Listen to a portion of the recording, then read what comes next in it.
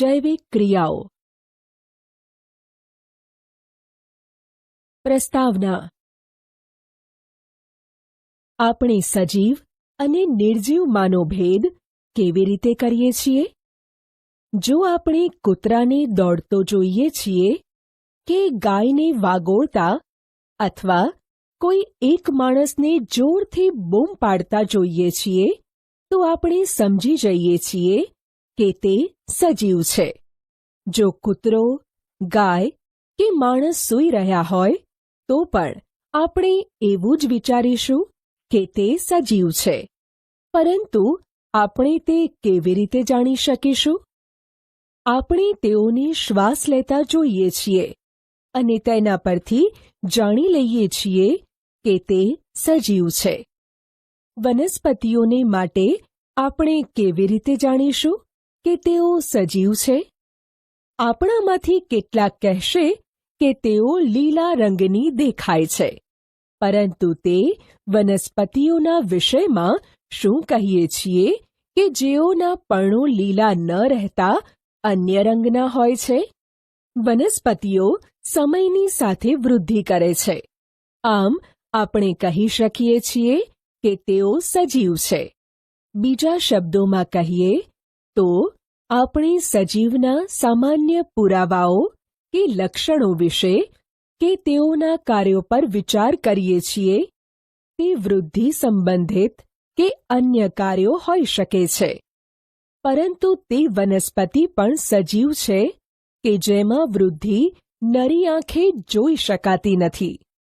કેટલાક પ્રાણીઓ શ્વાસ લે છે, પરંતુ જેઓના કાર્ય સ્પષ્ટ રૂપે દેખી શકાતા નથી તેઓ પણ સજીવ છે.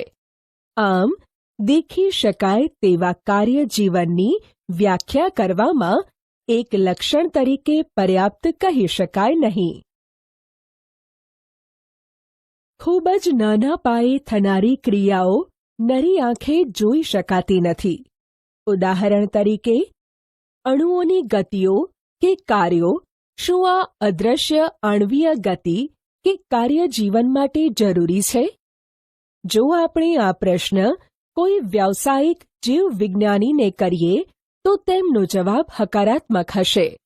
વાસ્તવમાં વિષાણુ કે વાયરસ જ્યાં સુધી કોઈ કોષમાં દાખલ ન થાય ત્યાં સુધી તેની અંદર આણ્વીય ગતિ કે આણ્વીય કાર્ય થતું નથી. આમ આ કારણે આ વિવાદાસ્પદ બાબત રહી છે કે ખરેખર વાયરસ સજીવ છે કે નિર્જીવ. જીવન માટે આણ્વીય ગતિઓ કે ક્રિયાઓ કેમ જરૂરી છે? અગાઉના ધોરણોમાં તે જોઈ ગયા છીએ કે સજીવની સંરચના સુસંગઠિત કે સુઆયોજિત હોય છે. તેમાં પેશી હોય છે. પેશીઓમાં કોષો હોય છે. કોષોમાં નાના ઘટકો પણ હોય છે.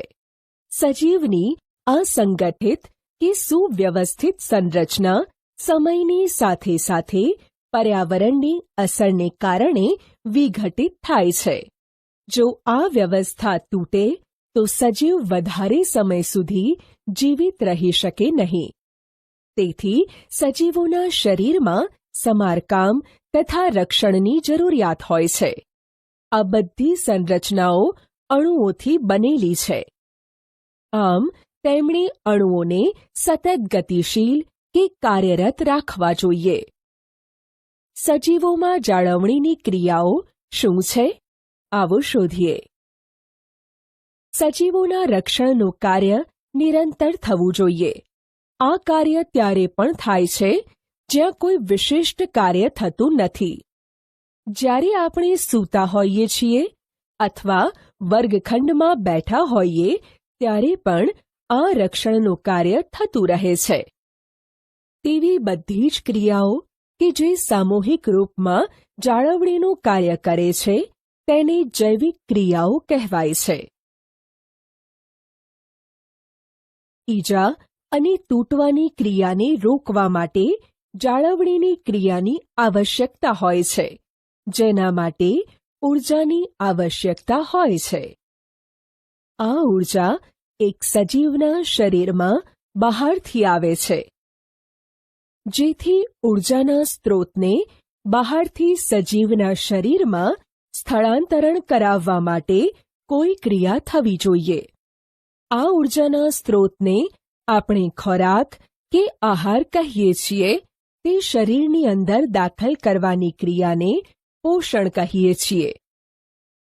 જો સજીવમાં શારીરિક વૃદ્ધિ થાય છે તો તેઓના માટે તેઓએ વધારાની કાચી સામગ્રીઓની પણ આવશ્યકતા કે જરૂરિયાત હોય છે.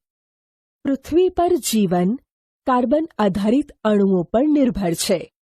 આમ મોટાભાગના ખાદ્ય પદાર્થો પણ કાર્બન આધારિત છે. આ કાર્બન સ્ત્રોતોની જટિલતાને અનુસરીને વિવિધ સજીવ વિભિન્ન પ્રકારના પોષણની ક્રિયાઓ ધરાવે છે. જો કે પર્યાવરણ કોઈ એક સજીવના નિયંત્રણમાં નથી, જેથી ઊર્જાના આ બાહ્ય સ્ત્રોત વિવિધ પ્રકારના હોઈ શકે છે. શરીરની અંદરની ઊર્જાના આ સ્ત્રોતોનું વિઘટન કે નિર્માણની જરૂરિયાત હોય છે, જેથી આ અંતિમ ઊર્જાનો સ્ત્રોત એક સમાન ઊર્જા સ્ત્રોતમાં પરિવર્તિત થઈ જવી જોઈએ. અને આ વિવિધ અણુઓની આણ્વીય ગતિઓ કે કાર્યો માટે તેમજ વિવિધ સજીવ શરીરના રક્ષણ અને શરીરની વૃદ્ધિ માટે ઉપયોગી આવશ્યક અણુઓનું નિર્માણ થવું જોઈએ. તેના માટે શરીરની અંદર રાસાયણિક ક્રિયાઓની એક શૃંખલાની જરૂરિયાત હોય છે. ઓક્સિડેશન રિડક્શન પ્રક્રિયાઓ અણુઓના વિઘટનની કેટલીક સામાન્ય રાસાયણિક પ્રક્રિયાઓ છે. તેના માટે વધુ માત્રામાં શરીરની બહારના સ્ત્રોતમાંથી ઓક્સિજન મેળવવો પડે છે. શરીરની બહારથી ઓક્સિજનને ગ્રહણ કરી અને કોષોની આવશ્યકતા કે જરૂરિયાતને અનુલક્ષીને ખાદ્ય સ્ત્રોતનું વિઘટનમાં ઉપયોગ કરવાની ક્રિયાને આપણે શ્વસન કહીએ છીએ. એક કોષીય સજીવની સંપૂર્ણ સપાટી પર્યાવરણની સાથે સંપર્કમાં રહે છે. તેથી તેઓને ખોરાક ગ્રહણ કરવા માટે, વાયુઓની આપ-લે કરવા માટે, ઉત્સર્ગ પદાર્થ કે નકામા પદાર્થોના નિકાલ માટે કોઈ વિશિષ્ટ અંગની જરૂરિયાત હોતી નથી. પરંતુ જ્યારે સજીવના શરીરના કદમાં વધારો થાય અને શારીરિક વધારો થવાથી વધારે જટિલ શરીર બને છે, ત્યારે શું થાય છે? બહુકોષીય સજીવોમાં બધા કોષો પોતાની આસપાસના પર્યાવરણની સાથે સીધા સંપર્કમાં હોતા નથી. આથી સામાન્ય પ્રસરણ બધા કોષોની જરૂરિયાતની પૂર્તિ કરી શકતા નથી. આપણે અગાઉ જોઈ ગયા છીએ કે બહુકોષીય સજીવોમાં વિવિધ કાર્યોને કરવા માટે ભિન્ન ભિન્ન અંગ વિશિષ્ટીકરણ પામે છે. આપણે આ વિશિષ્ટીકરણ પેશીઓની સાથે અને સજીવના શરીરમાં તેઓના સંગઠનથી પરિચિત છીએ. તેમાં કોઈ આશ્ચર્ય નથી કે ખોરાક અને ઓક્સિજનનું અંતઃગ્રહણ પણ વિશિષ્ટીકરણ પામેલ પેશીઓનું કાર્ય છે. આનાથી એક મુશ્કેલી ઉદ્ભવે છે કે જો ખોરાક તેમજ ઓક્સિજનનું અંતઃગ્રહણ કેટલાક વિશિષ્ટ અંગો દ્વારા જ થાય છે, પરંતુ શરીરના બધા ભાગોને ખોરાક અને ઓક્સિજનની જરૂરિયાત હોય છે. આ ખોરાક તેમજ ઓક્સિજનને એક સ્થાનથી બીજા સ્થાન સુધી લઈ જવા માટે વહન તંત્રની આવશ્યકતા હોય છે. જ્યારે રાસાયણિક પ્રક્રિયાઓમાં કાર્બન સ્ત્રોત અને ઓક્સિજનનો ઉપયોગ ઊર્જા પ્રાપ્તિ માટે થાય છે, ત્યારે એવી નિપજો કે ઉત્પાદકો પણ બને છે જે શરીરના કોષો માટે માત્ર બિનઉપયોગી જ નહીં પણ તે હાનિકારક પણ હોઈ શકે છે. આ નકામા ઉત્સર્ગ ઉત્પાદનો કે નિપજોને શરીરમાંથી બહાર કાઢવા અતિ આવશ્યક હોય છે. આ ક્રિયાને આપણે ઉત્સર્જન કહીએ છીએ. જો બહુકોષીય સજીવોમાં શરીર પરિકલ્પનાના મૂળભૂત નિયમોનું પાલન કરે છે તો ઉત્સર્જન માટે વિશિષ્ટ પેશી ઉત્પન્ન થઈ શકશે. આનો અર્થ એ છે કે પરિવહન તંત્રની જરૂરિયાત ઉત્સર્ગ દ્રવ્યોને કોષોમાંથી આ ઉત્સર્જન પેશી સુધી પહોંચાડવા પડે છે. આપણી જીવનની જાળવણી કરનારી જરૂરી ક્રિયાઓના વિષયમાં એક ક્રિયાઓનો તબક્કાવાર વિચાર કરીએ. ફરતા કે ટહેલતા હોઈએ છીએ કે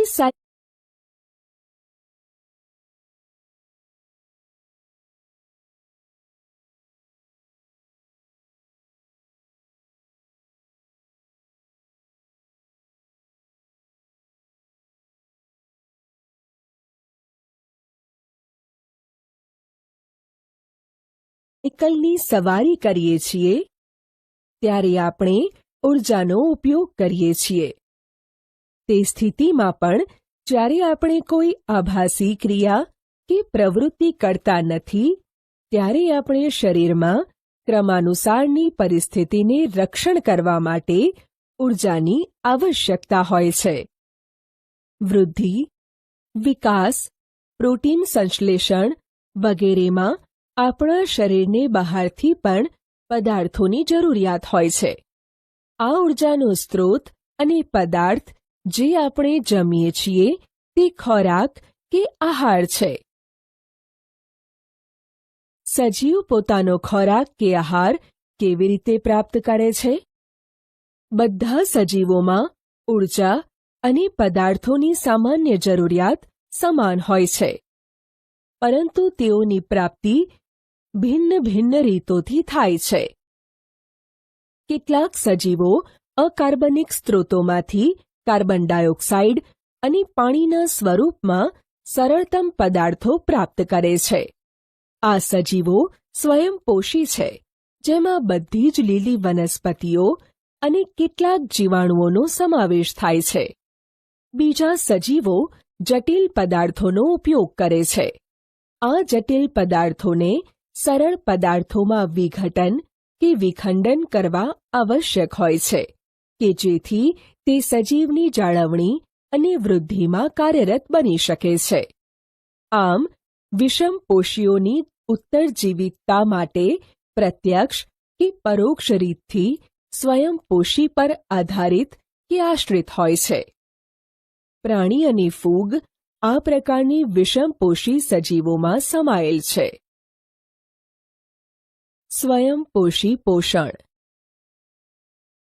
સ્વયંપોષી સજીવની કાર્બન અને ઉર્જાની જરૂરિયાતો પ્રકાશ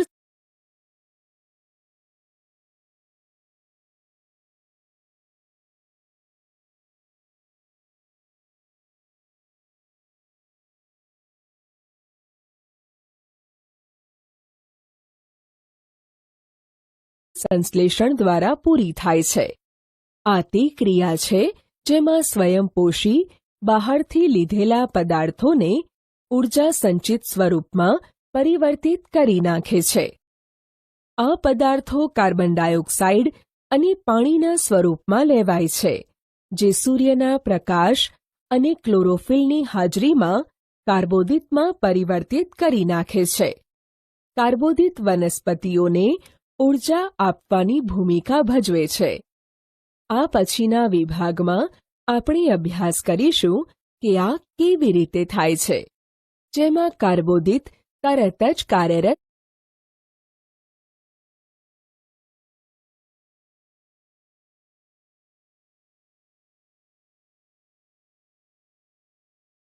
થતો નથી.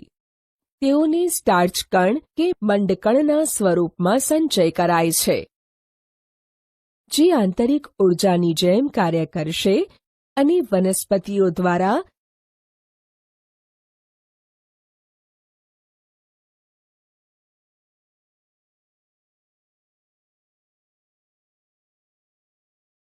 જરૂરિયાત અનુસાર ઉપયોગમાં પણ લઈ લેવાય છે.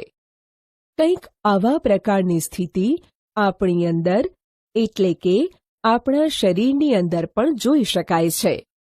આપણા દ્વારા ખવાયેલો કે ખાવા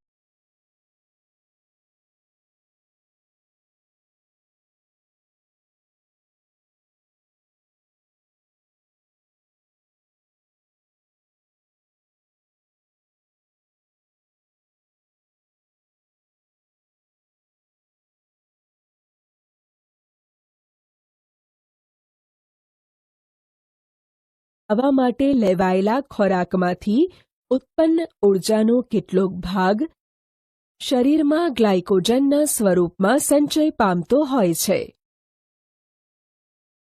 આપણે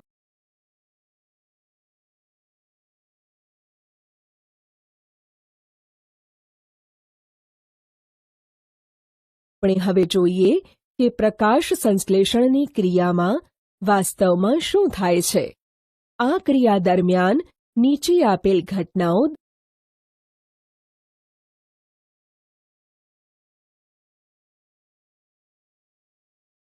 દર્શાવાય છે.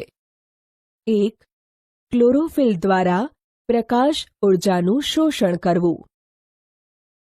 2.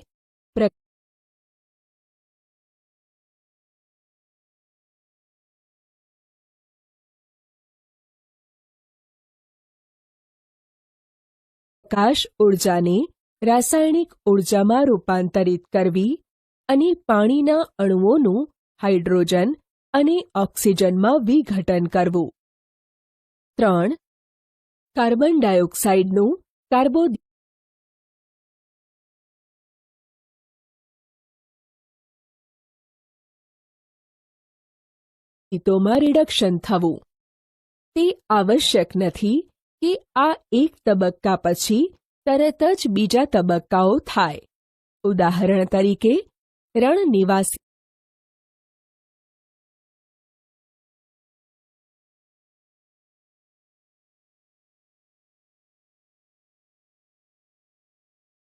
વનસ્પતિઓ રાત્રિ દરમિયાન કાર્બન ડાયોક્સાઇડ લે છે અને એક મધ્યવર્તી નિપજ બનાવે છે. દિવસમાં ક્લોરોફિલ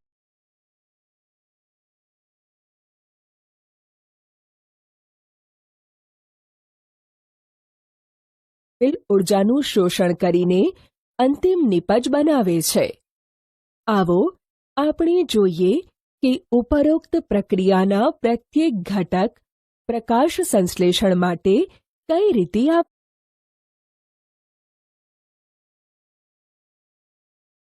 આવશ્યક છે. જો તમે ધ્યાનપૂર્વક એક પર્ણના અનુપ્રસ્થ છેદને સૂક્ષ્મદર્શક યંત્ર દ્વારા અવલોકન કરો તો તમે નોંધી શકશો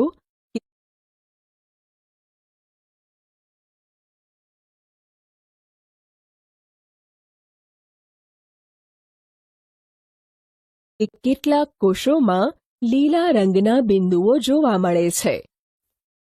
આ લીલા બિંદુઓ કોષોમાંની કોષીય અંગિકા છે જેને હરિતકણ કહે છે. તેમાં ક્લોરોફિલ હોય છે. આવો આપણે એક પ્રવૃત્તિ કરીએ જે દર્શાવશે કે પ્રકાશ સંશ્લેષણ માટે ક્લોરોફિલ આવશ્યક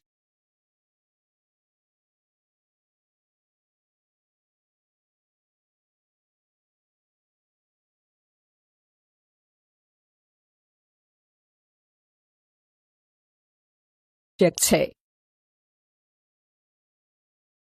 પ્રવૃત્તિ. વિવિધ રંગી પર્ણો ધરાવતા કુંડામાં ઉગાડેલા એક છોડને લો. ઉદાહરણ તરીકે મની પ્લાન્ટ કે ક્રોટોનનો છોડ. છોડ ઉગાડેલ કુંડાને 3 દિવસ અંધારામાં રાખો જેથી તેમનો મંડ કે સ્ટાર્ચ સંપૂર્ણપણે વપરાઈ જાય. હવે છોડ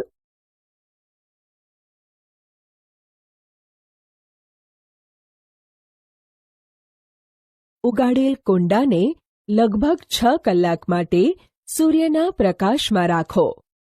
છોડ પરથી એક પર્ણ તોડી લો.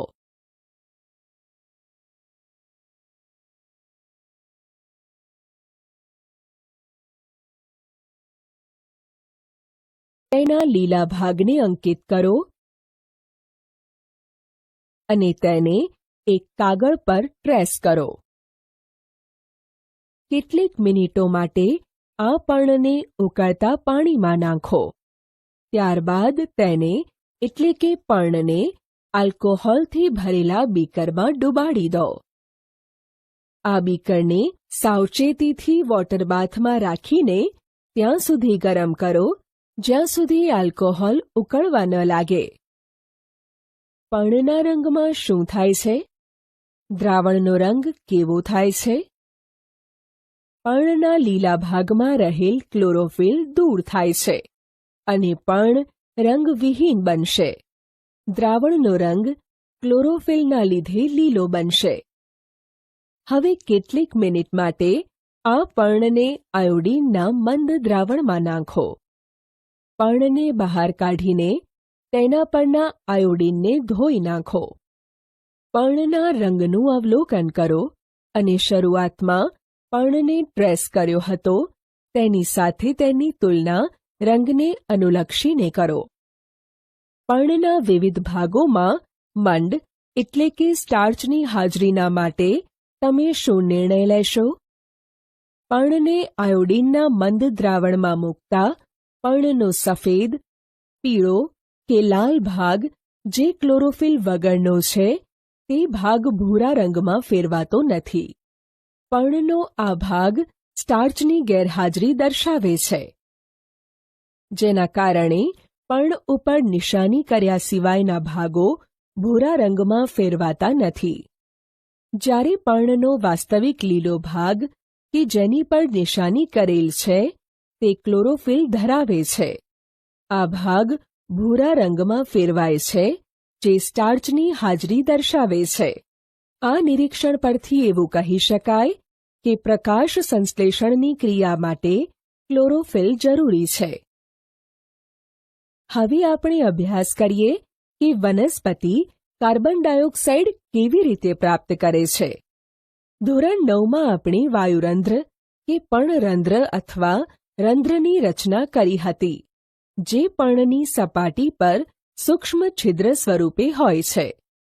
પ્રકાશ સંશ્લેષણ માટે વાયુઓનો મોટા ભાગનો વિનિમય આ છિદ્રો દ્વારા થાય છે.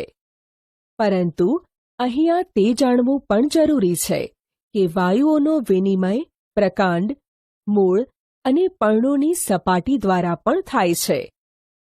આ રંધ્રો દ્વારા પૂરતા પ્રમાણમાં પાણીનો વ્યય પણ થાય છે. આમ, જ્યારે પ્રકાશ સંશ્લેષણ માટે કાર્બન ડાયોક્સાઇડની જરૂરિયાત હોતી નથી, ત્યારે વનસ્પતિ આ છિદ્રો કે રંધ્રોને બંધ રાખે છે.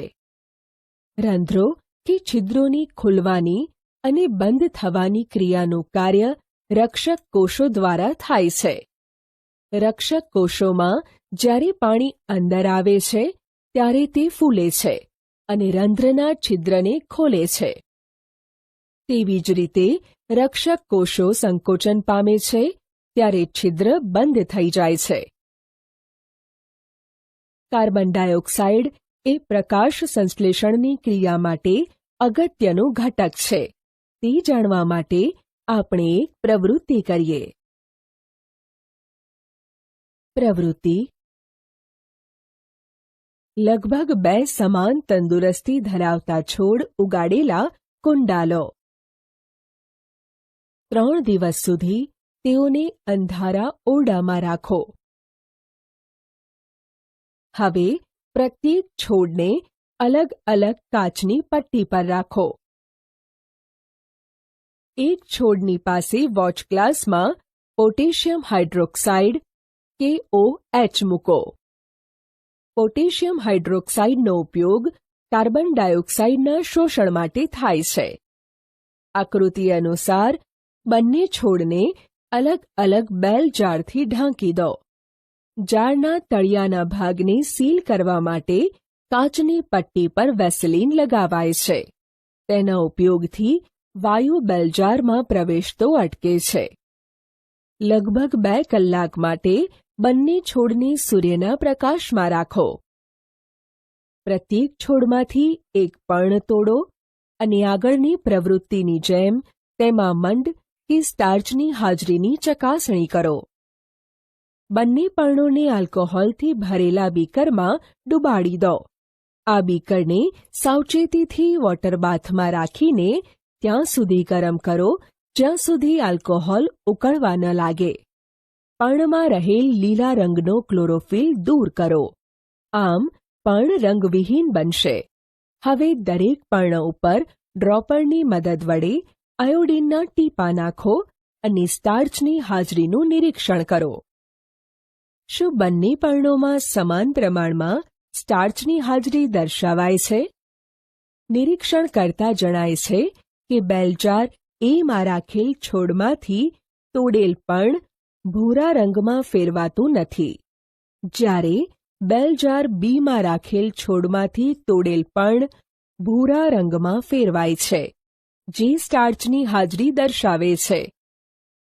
બેલ જાર એમાં રાખેલ છોડને પ્રકાશ સંશ્લેષણની ક્રિયા માટે કાર્બન ડાયોક્સાઇડ પ્રાપ્ત થતો નથી, કારણ કે પોટેશિયમ હાઇડ્રોક્સાઇડ બેલજારમાં રહેલ કાર્બન ડાયોક્સાઇડનું શોષણ કરે છે. તેથી તેમાં સ્ટાર્ચનું નિર્માણ થતું નથી. જ્યારે બેલજાર બીમાં રાખેલ છોડને પ્રકાશ સંશ્લેષણની ક્રિયા માટે જરૂરી આવશ્યક ઘટકો પ્રાપ્ત થાય છે. તેથી તેના છોડનું પર્ણ સ્ટાર્ચની હાજરીના કારણે ભૂરો રંગ દર્શાવે છે. આ ઉપરથી એવું અનુમાન કરી શકાય કે પ્રકાશ સંશ્લેષણની ક્રિયા માટે કાર્બન ડાયોક્સાઇડની હાજરી અનિવાર્ય છે. આગળની બંને પ્રવૃત્તિઓને આધારે આપણે એવો પ્રયોગ કરીએ છીએ કે જેનાથી એ પ્રદર્શિત થઈ શકે કે પ્રકાશ સંશ્લેષણ માટે સૂર્યના પ્રકાશની જરૂરિયાત હોય છે. પ્રવૃત્તિ: પહોળા અને લીલા પાંદડાવાળો કુંડામાં વાવેલ એક છોડ લો. આ છોડને 3 દિવસ અંધારામાં રાખો, જેથી પર્ણમાંથી સ્ટાર્ચ દૂર થઈ જાય. હવે સ્ટાર્ચ વગરના કોઈ એક પાંદડા ઉપર ગેનોંગનો લાઇટ સ્ક્રીન અથવા એલ્યુમિનિયમના વરખ પેપર ક્લિપ વડે એ રીતે લગાવો જેથી પર્ણના ઢાંકેલા ભાગ પર સૂર્યપ્રકાશ પહોંચે નહીં. હવે છોડને 6 થી 8 કલાક માટે સૂર્યપ્રકાશમાં મૂકો. ગેનોંગ લાઇટ સ્ક્રીન અથવા એલ્યુમિનિયમના વરખ સિવાયનો પર્ણનો બાકી રહી ગયેલો ભાગ સૂર્યપ્રકાશમાં ખુલ્લો રહે છે. હવે ગેનોંગ લાઇટ સ્ક્રીન વીંટાળેલ પર્ણને તોડો અને તેની ઉપરથી ગેનોંગ લાઇટ સ્ક્રીન દૂર કરો. આ પર્ણને આલ્કોહોલ ભરેલા બીકરમાં મૂકો. આ બીકર કે જેમાં પર્ણ છે તેને વોટર બાથમાં મૂકો. વોટર બાથને ગરમ કરો, તેથી બીકરમાં રહેલ આલ્કોહોલ પણ ઉકળવા માંડશે. પર્ણમાંથી ક્લોરોફિલ દૂર ના થઈ જાય ત્યાં સુધી તેને આલ્કોહોલમાં ઉકાળો. પર્ણ લગભગ રંગવિહીન બનશે. રંગવિહીન પર્ણને આલ્કોહોલમાંથી બહાર કાઢી પાણીની મદદથી ધુઓ. પર્ણને હવે પેટ્રી ડીશમાં મૂકો અને તેના પર ડ્રોપરની મદદથી આયોડીનના દ્રાવણનું ટીપું મૂકો. પર્ણના રંગમાં થતા ફેરફારનું નિરીક્ષણ કરો. નિરીક્ષણ કરતા જણાય છે કે પર્ણનો ખુલ્લો ભાગ કે જેના પર સૂર્યપ્રકાશ એ પડતો હતો તેના પર આયોડીનનું દ્રાવણ ઉમેરતા તે કાળા કે ભૂરા રંગનો બને છે. આ સૂચવે છે કે પર્ણના ખુલ્લા ભાગમાં સ્ટાર્ચ હાજર છે. ગેનોંગની લાઇટ સ્ક્રીન ઉપર આવેલ સ્ટાર આકારના છિદ્રમાં સ્ટાર્ચનું નિર્માણ થશે. જ્યારે પર્ણના જે ભાગ પર ગેનોંગની લાઇટ સ્ક્રીન અથવા એલ્યુમિનિયમનો વરખ હોય તે ભાગ પર આયોડીનનું દ્રાવણ નાખતા તે ભાગ ભૂરો કે કાળો થતો નથી, કારણ કે આ ભાગમાં સૂર્યપ્રકાશ પહોંચતો ન હતો. તેથી આ ભાગમાં પ્રકાશ સંશ્લેષણની ક્રિયા ન થવાથી તેમાં સ્ટાર્ચનું નિર્માણ થશે નહીં. આનો અર્થ એ થયો કે પર્ણના ખુલ્લા ભાગમાં સૂર્યપ્રકાશની હાજરીમાં પ્રકાશ સંશ્લેષણની ક્રિયા દરમિયાન સ્ટાર્ચ બને છે. આ નિરીક્ષણ પરથી અનુમાન કરી શકીએ કે સૂર્યપ્રકાશ એ પ્રકાશ સંશ્લેષણની ક્રિયા માટે જરૂરી છે. સ્વયંપોષી સજીવો પોતાની ઊર્જાની જરૂરિયાતની પ્રાપ્તિ પ્રકાશ સંશ્લેષણ દ્વારા કરે છે, પરંતુ તેઓને પણ પોતાના શરીરના નિર્માણ માટે અન્ય કાચી સામગ્રીની જરૂરિયાત હોય છે. સ્થલજ વનસ્પતિઓ પ્રકાશ સંશ્લેષણ માટે જરૂરી પાણીની પ્રાપ્યતા ભૂમિમાં રહેલા મૂળ દ્વારા ભૂમિમાંથી પાણીનું શોષણ કરીને મેળવે છે. નાઇટ્રોજન, ફોસ્ફરસ, આયર્ન એટલે કે લોહ અને મેગ્નેશિયમ જેવા અન્ય દ્રવ્યો કે પદાર્થો પણ ભૂમિ કે જમીનમાંથી મેળવે છે. નાઇટ્રોજન એક આવશ્યક ખનિજ તત્વ છે, જેનો ઉપયોગ પ્રોટીન અને અન્ય સંયોજનોના સંશ્લેષણમાં થાય છે, જે અકાર્બનિક નાઇટ્રેટ કે નાઇટ્રાઇટના સ્વરૂપમાં મેળવાય છે, અથવા તે કાર્બનિક પદાર્થોના સ્વરૂપમાં મેળવાય છે કે જેઓનું નિર્માણ બેક્ટેરિયા દ્વારા વાતાવરણીય નાઇટ્રોજનમાંથી થાય છે. વિષમપોષી પોષણ. પ્રત્યેક સજીવ પોતાના પર્યાવરણના માટે અનુકૂલિત હોય છે. ખોરાક કે આહારના સ્વરૂપને આધારે તેમજ પ્રાપ્યતાના આધારે પોષણની રીત વિવિધ પ્રકારની હોઈ શકે છે. તેના સિવાય તે સજીવની ખોરાક ગ્રહણ કરવાની રીત પર આધારિત હોય છે. ઉદાહરણ તરીકે, જો ખોરાકનો સ્ત્રોત અચળ છે, જેમ કે ઘાસ, કે ગતિશીલ છે, જેમ કે હરણ, બંને પ્રકારના ખોરાકના અભિગમની રીત ભિન્ન ભિન્ન છે. અને ગાય અને વાઘ કયા પોષણ ઉપકરણનો ઉપયોગ કરે છે તે પણ ભિન્ન છે. સજીવો દ્વારા ખોરાક ગ્રહણ કરવાની અને તેના ઉપયોગની અનેક પ્રયુક્તિઓ છે. કેટલાક સજીવો ભોજ્ય પદાર્થોનું વિઘટન શરીરની બહાર કરે છે અને પછી તેનું શોષણ કરે છે. ઉદાહરણ તરીકે, ફૂગ, જેમ કે બ્રેડ મોલ્ડ એટલે કે તંતુમય ફૂગ, યીસ્ટ અને મશરૂમ. અન્ય સજીવો સંપૂર્ણ ભોજ્ય પદાર્થનું અંતઃગ્રહણ કરે છે અને તેનું પાચન શરીરની અંદર કરે છે. સજીવ દ્વારા ખોરાકના અંતઃગ્રહણ કરવાની અને તેનું પાચન કરવાની રીત તેમના શરીરની સંરચના અને કાર્યપદ્ધતિ પર નિર્ભર કરે છે. ઘાસ, ફળ, કીટક, માછલી કે મરેલા સસલાને ખાનારા પ્રાણીઓમાં રહેલી ભિન્નતા શું તમે વિચારો છો? કેટલાક અન્ય સજીવો વનસ્પતિઓ અને પ્રાણીઓને મારી નાખ્યા વગર તેમનામાંથી પોષણ પ્રાપ્ત કરે છે. આ પોષણની રીત અમરવેલ, ઓર્કિડ, ઈતરડી, જૂ, જળો અને પટ્ટીકૃમિ જેવા ઘણા બધા સજીવો દ્વારા દર્શાવાય છે. સજીવો તેમનું પોષણ કેવી રીતે મેળવે છે? વિવિધ સજીવોમાં ખોરાક અને તેમની અંતઃગ્રહણની રીત ભિન્ન હોય છે. તેથી તેઓમાં પાચન તંત્ર પણ અલગ પ્રકારનું હોય છે. એક કોષીય સજીવોમાં ખોરાક સંપૂર્ણ સપાટી દ્વારા મેળવાય છે, પરંતુ સજીવની જટિલતા વધવાની સાથે સાથે વિવિધ કાર્યો કરવાવાળા અંગો પણ વિશિષ્ટ હોય છે. ઉદાહરણ તરીકે, અમીબા કોષીય સપાટી પરથી આંગળી જેવા અસ્થાયી પ્રવર્ધ એટલે કે ખોટા પગની મદદથી ખોરાક ગ્રહણ કરે છે. આ પ્રવર્ધ ખોરાકના કણોને ઘેરી લે છે અને તેની સાથે જોડાણ કેળવીને અન્નધાની બનાવે છે. અન્નધાનીની અંદર જટિલ પદાર્થોનું વિઘટન સરળ પદાર્થોમાં થાય છે અને તે કોષરસમાં પ્રસરણ પામે છે. વધેલો ખોરાક કે અપાચિત પદાર્થ કોષની સપાટીની તરફ ગતિ કરે છે અને શરીરમાંથી બહાર નિકાલ કરી દેવામાં આવે છે. પેરામીશિયમ પણ એક કોષીય સજીવ છે. તેના કોષનો એક નિશ્ચિત આકાર હોય છે અને ખોરાક એક વિશિષ્ટ સ્થાન દ્વારા જ ગ્રહણ કરી શકે છે. ખોરાક આ સ્થાન સુધી પક્ષમોની ગતિ દ્વારા પહોંચે છે, જે કોષની સંપૂર્ણ સપાટીને ઢાંકી દેતો હોય છે. મનુષ્યોમાં પોષણ. પાચન માર્ગ કે પાચન નળી મૂળભૂત સ્વરૂપે મુખથી ગુદા સુધી વિસ્તરેલી એક લાંબી નળી છે. અહીં આપણે આ નળીના વિવિધ ભાગોને જોઈ શકીએ છીએ.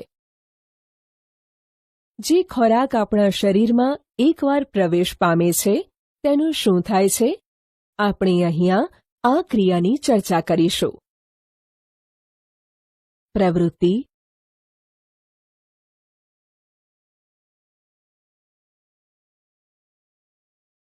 1 મિલીલીટર 1% સ્ટાર્ચનું દ્રાવણ 2 કસનળીઓ A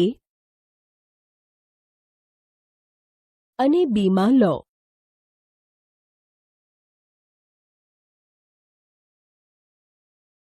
કસનળી A માં 1 મિલીલીટર લાળ રસ એટલે કે લાળ નાખો અને બંને કસનળીઓને 20 થી 30 મિનિટ સુધી હલાવ્યા વગર મૂકી રાખો. હવે પ્રત્યેક કસનળીમાં કેટલાક ટીપા મંદ આયોડીનના દ્રાવણના નાખો.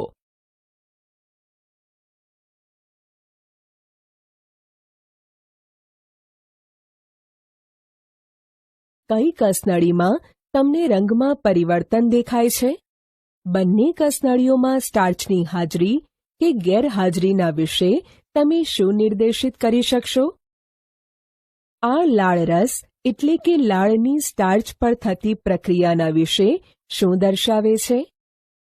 અવલોકન.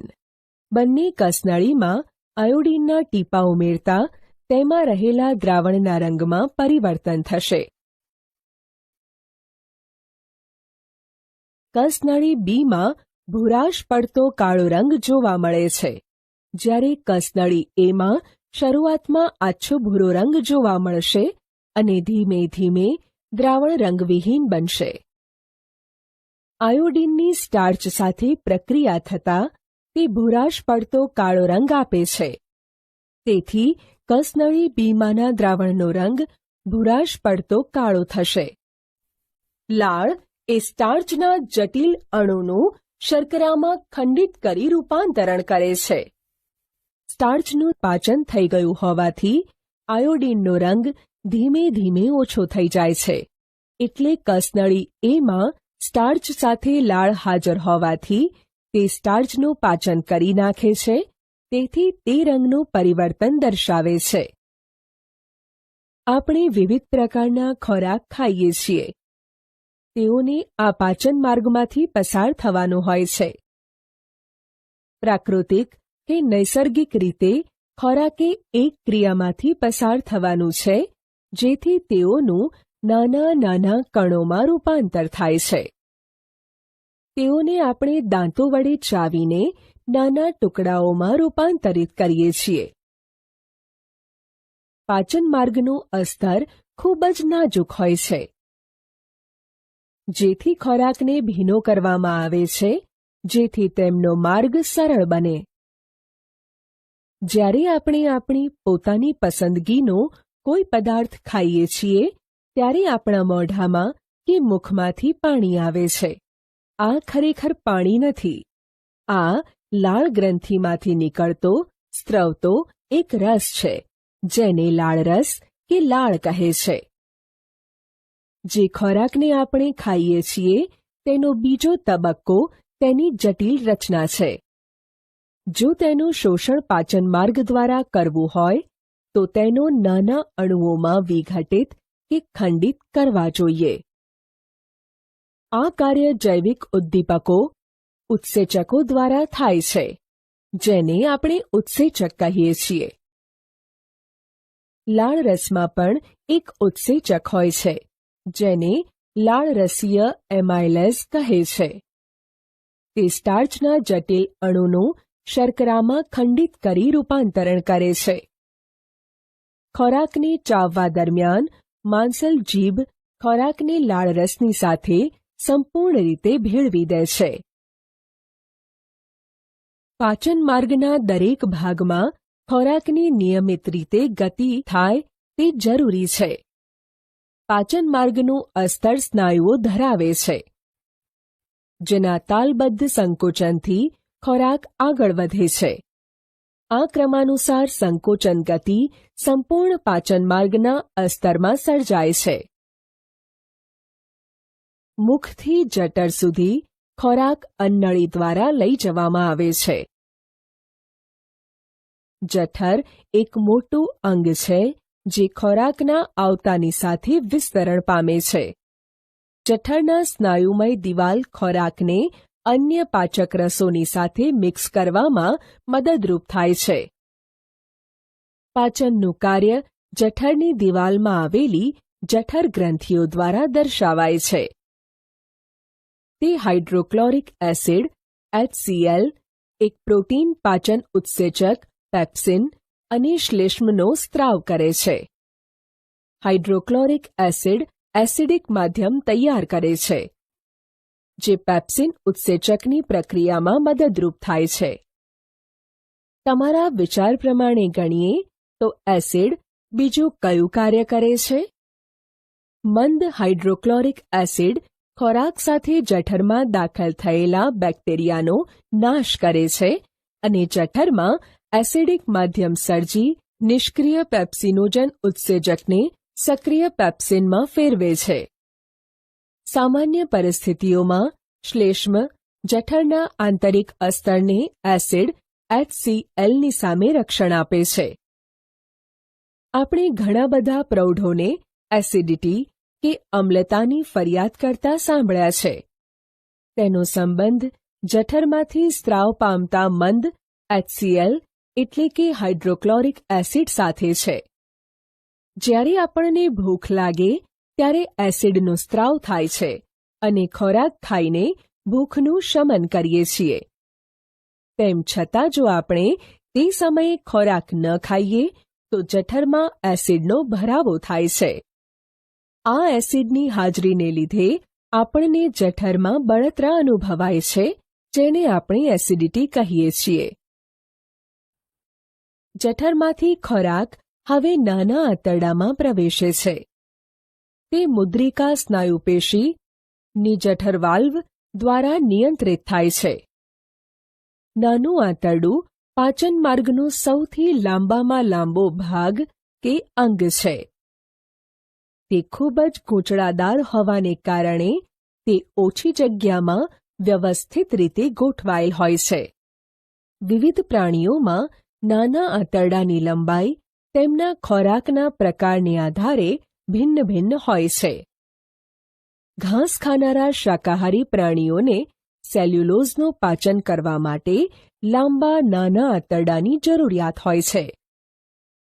માંસનું પાચન સરળ છે, આથી વાઘ જેવા માંસાહારીઓનું નાનું આંતરડું નાનું કે ટૂંકું હોય છે. નાનું આંતરડું કાર્બોદિત, પ્રોટીન અને ચરબીનું પૂર્ણ પાચન માટેનું સ્થળ છે. આ કાર્ય માટે તે યકૃત અને સ્વાદુપિંડના સ્ત્રાવી દ્રવ્યો કે પદાર્થોને મેળવે છે. જઠરમાંથી આવનારો ખોરાક એસિડિક હોય છે અને સ્વાદુપિંડના ઉત્સેચકોની ક્રિયા માટે તેઓને આલ્કલીય બનાવવો જરૂરી છે. યકૃતમાંથી સ્ત્રવિત થતો પિત્તરસ આ કાર્ય કરે છે. તે વધારામાં ચરબી પર પણ પ્રક્રિયા દર્શાવે છે. નાના આંતરડામાં ચરબી મોટા ગોલકોના સ્વરૂપમાં હોય છે, જેથી તેના પર ઉત્સેચકોનું કાર્ય કરવું મુશ્કેલી ભરેલું હોય છે.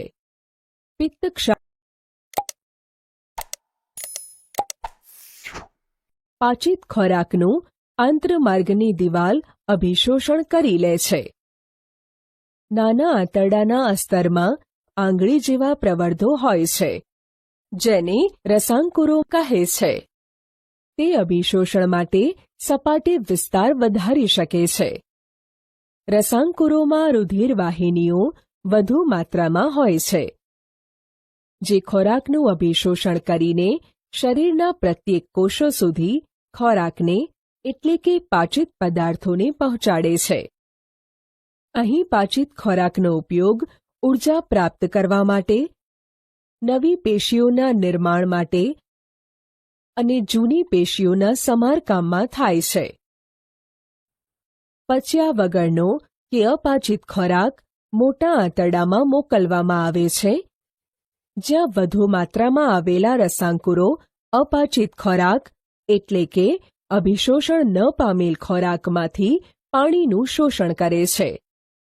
શેષ પદાર્થો ગુદા દ્વારા શરીરની બહાર ત્યાગ કરવામાં આવે છે. આ ઉત્સર્ગ દ્રવ્યોને બહાર ફેંકવાની કે ત્યાગ કરવાનું નિયંત્રણ મળદ્વારના મુદ્રિકા સ્નાયુઓ દ્વારા નિયંત્રિત થાય છે. વધુ જાણવા જેવું. દાંતનું ક્ષરણ. દાંતનું ક્ષરણ કે દાંતનો ક્ષય ઇનેમલ અને ડેન્ટિનનું ધીમે ધીમે નાજુક બનવાને કારણે થાય છે. આની શરૂઆત ત્યારે થાય છે જ્યારે જીવાણુ કે બેક્ટેરિયા શર્કરા પર પ્રક્રિયા કરીને એસિડનું નિર્માણ કરે છે. ત્યારે ઇનેમલ નાજુક કે વિખનિજીકરણ પામે છે. અનેક જીવાણુઓ કે બેક્ટેરિયા ખાદ્ય કણો કે અણુઓ સાથે ભળી જઈને દાંતો પર ચોંટીને દાંતના પ્લેક એટલે કે દાંત પર ઉપસેલી રચના બનાવી દે છે. આ દંતીય પ્લેક દાંતને ઢાંકી દે છે, જેથી લાળરસ એસિડને નિષ્ક્રિય કરવા માટે કે પ્રક્રિયા કરવા માટે દાંતની સપાટી સુધી પહોંચી શકતું નથી. જીવાણુ કે બેક્ટેરિયા એસિડ ઉત્પન્ન કરે તે પહેલા જમ્યા પછી દાંતોમાં બ્રશ કરવાથી પ્લેકને દૂર કરી શકાય છે. જો આમ કરવામાં ન આવે તો સૂક્ષ્મજીવો મજ્જામાં પ્રવેશ પામે છે અને દહન કે ઝણઝણાટી કે સંક્રમણ કરી શકે છે. પ્રવૃત્તિ. એક કસનળીમાં તાજું તૈયાર કરેલું ચૂનાનું પાણી લો. આ ચૂનાના પાણીમાં ઉચ્છ્વાસ દ્વારા નીકળતા વાયુને કસનળીમાં પ્રવાહિત કરો. નોંધ કરો કે ચૂનાના પાણીને દૂધિયું થવા માટે કેટલો સમય લાગે છે. થોડા સમયમાં ચૂનાનું પાણી દૂધિયું થવા લાગે છે.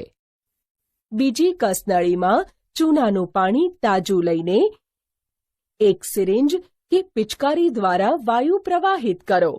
નોંધ કરો કે આ વખતે ચૂનાના પાણીને દૂધિયું થતાં કેટલો સમય લાગે છે. સિરિંજ કે પિચકારી દ્વારા પ્રવાહિત કરેલ કસનળીમાં ચૂનાના પાણીને દૂધિયું થતાં વધારે સમય લાગે છે. આ પરથી આપણે એ નિર્ણય પર આવીશું કે ઉચ્છ્વાસ દ્વારા નીકળતા વાયુમાં કાર્બન ડાયોક્સાઇડનું પ્રમાણ વધારે છે. પ્રવૃત્તિ. કોઈ પણ ફળનો રસ કે ખાંડનું દ્રાવણ લઈને તેમાં કેટલીક યીસ્ટ નાખો. એક છિદ્રવાળો બુચ લગાડી કસનળીમાં આ મિશ્રણને લો. કોર્કમાં વળેલી કાચની નળી લગાવો. કાચની નળીના મુક્ત છેડાને તાજું તૈયાર કરેલ ચૂનાના પાણીવાળી કસનળીમાં ડૂબાડો. આમ થોડા કલાકોમાં કસનળીમાં રંગ પરિવર્તન જોવા મળે છે. કસનળીમાં રહેલું ચૂનાનું નીતર્યું પાણી દૂધિયું બને છે, જે દર્શાવે છે કે કસનળીમાં કાર્બન ડાયોક્સાઇડ ઉત્પન્ન થયો છે. જો આપણે બૂચને કસનળી પરથી દૂર કરીએ અને સૂંઘીએ તો કસનળીમાંથી આલ્કોહોલની ગંધ આવે છે, જે આથવણથી આલ્કોહોલનું ઉત્પાદન થયું છે તે દર્શાવે છે. જે ખાદ્ય પદાર્થોનું અંતઃગ્રહણ પોષણની ક્રિયા માટે થાય છે, તેઓનો ઉપયોગ કોષો વિવિધ જૈવિક ક્રિયાઓ માટે ઊર્જા પ્રાપ્ત કરવાને માટે કરે છે. વિવિધ સજીવ તેને વિભિન્ન પદ્ધતિઓ દ્વારા કરે છે.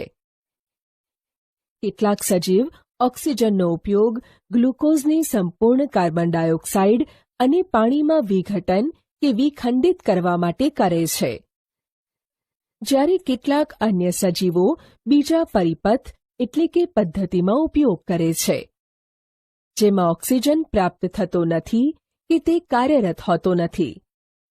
આ બધી અવસ્થાઓમાં પહેલો તબક્કો ગ્લુકોઝના 6 કાર્બનવાળા અણુનું 3 કાર્બનવાળા અણુ પાયરુવેટમાં વિઘટન કરવાનો છે. આ ક્રિયા કોષરસમાં થાય છે. આ રીતે પ્રાપ્ત થતા પાયરુવેટનું જારક અને અજારક શ્વસન દ્વારા વિઘટન થઈ શકે છે. અજારક શ્વસનમાં પાયરુવેટ, ઇથેનોલ અને કાર્બન ડાયોક્સાઇડમાં રૂપાંતરિત થાય છે. આ ક્રિયા યીસ્ટમાં આથવણ દરમિયાન થાય છે. આ ક્રિયા ઓક્સિજનની ગેરહાજરીમાં થવાથી તેને અજારક શ્વસન કહે છે. જારક શ્વસનમાં પાયરુવેટનું વિખંડન કે વિઘટન ઓક્સિજનનો ઉપયોગ કરીને કણાભ સૂત્રોમાં થાય છે. આ ક્રિયા 3 કાર્બનવાળા પાયરુવેટના અણુનું વિઘટન કરીને 3 કાર્બન ડાયોક્સાઇડના અણુ આપે છે. બીજી નીપજ પાણી છે. આ પ્રક્રિયા ઓક્સિજનની હાજરીમાં થવાથી તેને જારક શ્વસન કહે છે. જારક શ્વસનમાં ઊર્જાનો ત્યાગ અજારક શ્વસનની તુલનામાં ખૂબ જ વધારે થાય છે.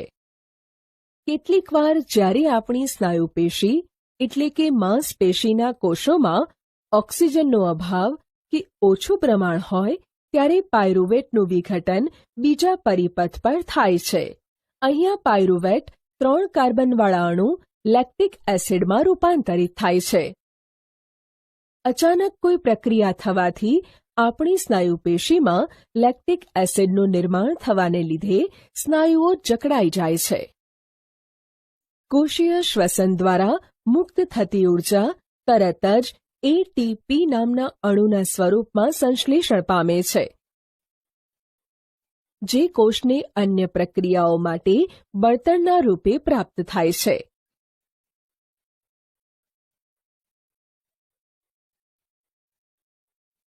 એટીપીનું વિઘટન એક નિશ્ચિત પ્રમાણમાં ઊર્જાની મુક્ત કરે છે, જે કોષની અંદર થવાની આંતરોષ્મી એટલે કે એન્ડોથર્મિક પ્રક્રિયાનું સંચાલન કરે છે. વધુ જાણવા જેવું. એટીપી એટલે કે એડિનોસાઇન ટ્રાઇફોસ્ફેટ. મોટાભાગની કોષીય પ્રક્રિયાઓ માટે એટીપી એક ઊર્જા ચલણ છે. શ્વસનની પ્રક્રિયામાં મુક્ત થયેલી ઊર્જાનો ઉપયોગ એડીપી અને અકાર્બનિક ફોસ્ફેટ પીઆઈમાંથી એટીપી અણુ બને છે. આંતરોષ્મી પ્રક્રિયા કોષની અંદર થાય છે ત્યારે આ એટીપીનો ઉપયોગ પ્રક્રિયાનું સંચાલન કરવા કે પ્રક્રિયા દર્શાવવામાં થાય છે. પાણીનો ઉપયોગ કર્યા પછી એટીપીમાં જ્યારે આંતરિક અકાર્બનિક ફોસ્ફેટની સંલગ્નતા તૂટે છે તો 30.5 કિલોજૂલ પ્રતિ મોલને સમકક્ષ ઊર્જા મુક્ત થાય છે. વિચારો કેવી રીતે એક બેટરી વિવિધ પ્રકારના ઉપયોગ માટે ઊર્જા આપે છે. આ યાંત્રિક ઊર્જા, પ્રકાશ ઊર્જા, વિદ્યુત ઊર્જા અને અન્ય માટે ઉપયોગમાં લેવાય છે. આ રીતે કોષમાં એટીપીનો ઉપયોગ પેશીઓના સંકોચન, પ્રોટીન સંશ્લેષણ, ઉર્મિવેગના વહન, પ્રચલન વગેરે અનેક ક્રિયાઓ માટે થાય છે. જારક શ્વસન પરિપથ ઓક્સિજન પર આધારિત હોવાથી જારક સજીવોને એ સુનિશ્ચિત કરવાની આવશ્યકતા છે કે પર્યાપ્ત માત્રામાં ઓક્સિજનને પ્રાપ્ત કરતા રહે. આપણે જોઈ ગયા કે વનસ્પતિઓ વાયુઓનો વિનિમય રંધ્ર દ્વારા કરે છે અને આંતરકોષીય અવકાશ તે સુનિશ્ચિત કરે છે કે બધા કોષો વાયુના સંપર્કમાં હોય છે. અહીંયા કાર્બન ડાયોક્સાઇડ અને ઓક્સિજનની આપ-લે પ્રસરણ દ્વારા થાય છે. તે કોષોમાં કે તેનાથી દૂર અને બહાર હવામાં જઈ શકે છે. પ્રસરણની દિશા પર્યાવરણીય અવસ્થાઓ અને વનસ્પતિઓની આવશ્યકતા પર આધારિત છે. રાત્રિ દરમિયાન જ્યારે કોઈ પ્રકાશ સંશ્લેષણની પ્રક્રિયા થતી નથી ત્યારે કાર્બન ડાયોક્સાઇડનું બહાર નીકળવું મુખ્ય આપલે ક્રિયા બને છે. દિવસમાં શ્વસન દરમિયાન નિર્માણ પામેલ CO2 પ્રકાશ સંશ્લેષણમાં વપરાઈ જાય છે. આમ કોઈ CO2 મુક્ત થતો નથી.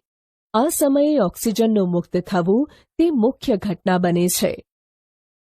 પ્રાણીઓ પર્યાવરણમાંથી ઓક્સિજન મેળવે છે અને ઉત્પન્ન થયેલા કાર્બન ડાયોક્સાઇડથી છુટકારો મેળવે છે. તે માટે તેઓ વિવિધ પ્રકારના અંગોનો વિકાસ ધરાવે છે. સ્થળચર પ્રાણી વાતાવરણમાંથી ઓક્સિજન મેળવે છે. પરંતુ જો પ્રાણીઓ પાણીમાં રહેલા હોય તો તેઓ પાણીમાં દ્રાવ્ય ઓક્સિજનનો જ ઉપયોગ તેમની જરૂરિયાત માટે કરી શકે છે. પ્રવૃત્તિ: એક માછલીઘરમાં માછલીનું અવલોકન કરો. તેઓ પોતાનું મોં ખોલી અને બંધ કરે છે. તેની સાથે આંખોની પાછળની ઝાલર ફાટો એટલે કે ઝાલર ફાટોના ઢાંકતી ઝાલર ઢાંકણ પણ ખુલે છે અને બંધ થાય છે. શું મોં અને ઝાલર ફાટોના ખુલવા અને બંધ થવાના સમય વચ્ચે કોઈ પ્રકારનો સમન્વય કે સંબંધ છે? મોં અને ઝાલર ફાટોના ખુલવા અને બંધ થવાની ક્રિયા એક સાથે થતી નથી. જ્યારે મોં દ્વારા પાણી અંદર લેવાય છે ત્યારે ઝાલર ફાટો બંધ રહે છે અને મોં બંધ થાય ત્યારે ઝાલર ફાટો ખુલે છે. ગણતરી કરો કે માછલી 1 મિનિટમાં કેટલી વાર મોં ખોલે છે અને બંધ કરે છે.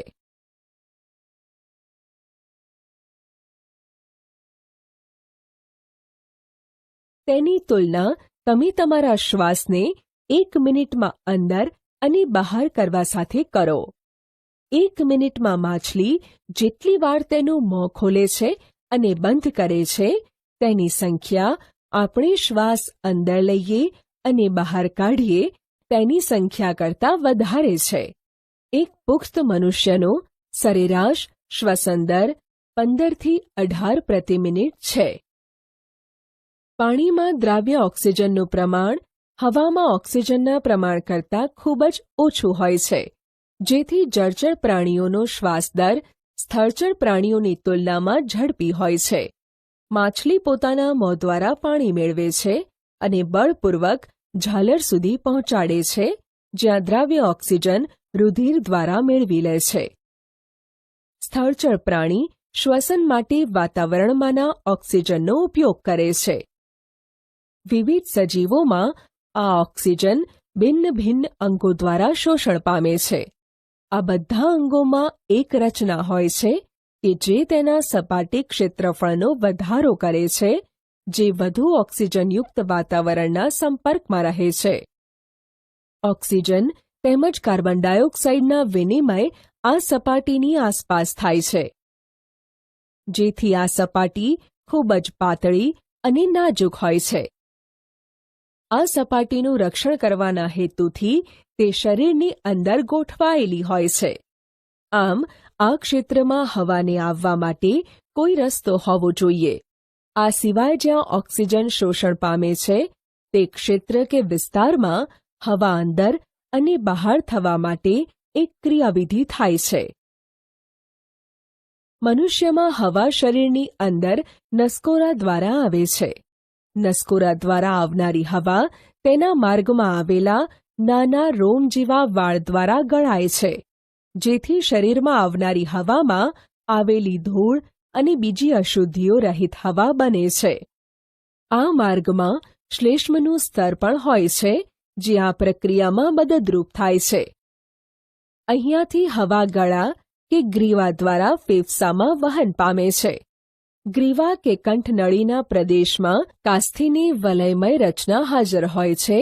તે સુનિશ્ચિત કરે છે કે હવાનો માર્ગ બંધ ન થઈ જાય.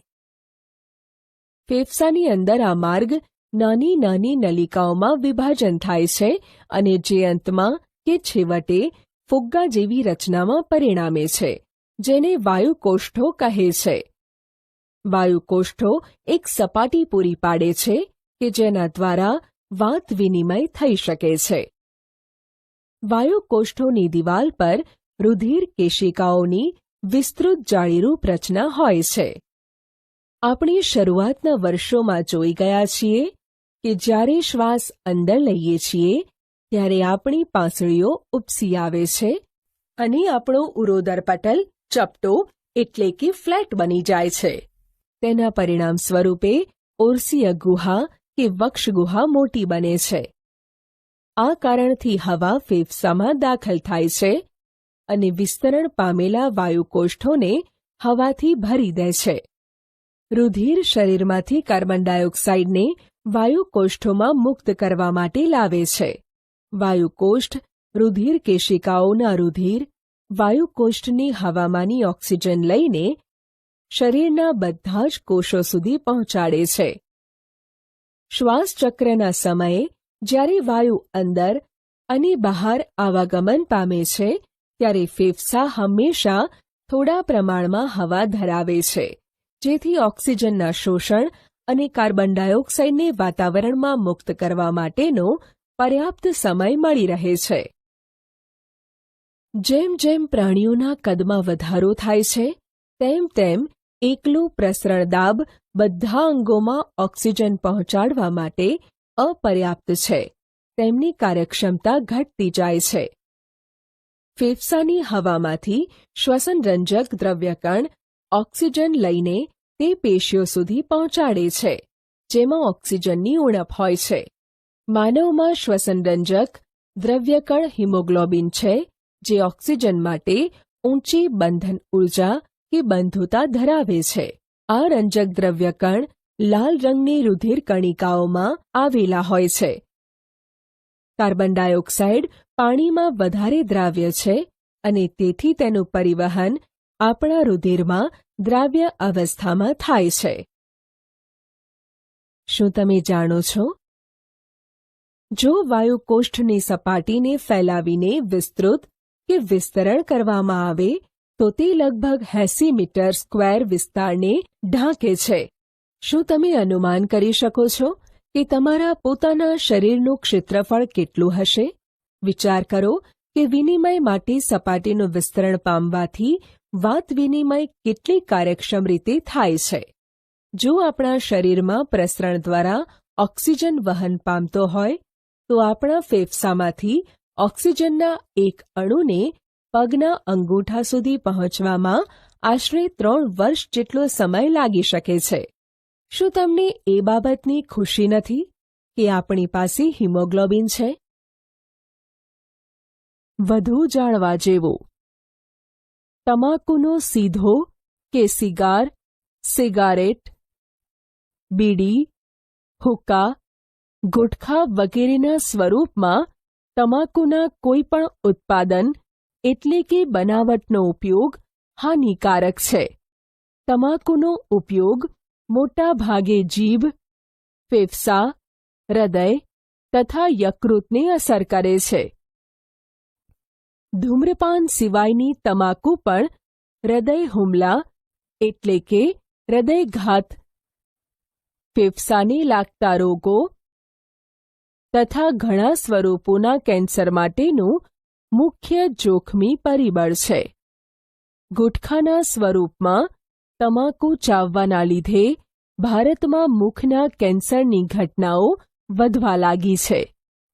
તંદુરસ્ત રહો, ફક્ત તમાકુ અને તેના ઉત્પાદનો માટે જ નહીં. શું તમે જાણો છો? ધૂમ્રપાન સ્વાસ્થ્ય માટે હાનિકારક છે. દુનિયાભરમાં મૃત્યુ માટેના સામાન્ય કારણોમાંનું એક કારણ ફેફસાનું કેન્સર છે. શ્વસન માર્ગના ઉપરના ભાગમાં સૂક્ષ્મ રોમ જેવા પશ્મો હોય છે. આ પશ્મો શ્વાસમાં લીધેલી હવામાંથી સૂક્ષ્મજીવો, ધૂળ અને અન્ય હાનિકારક રજકણો દૂર કરવામાં મદદ કરે છે.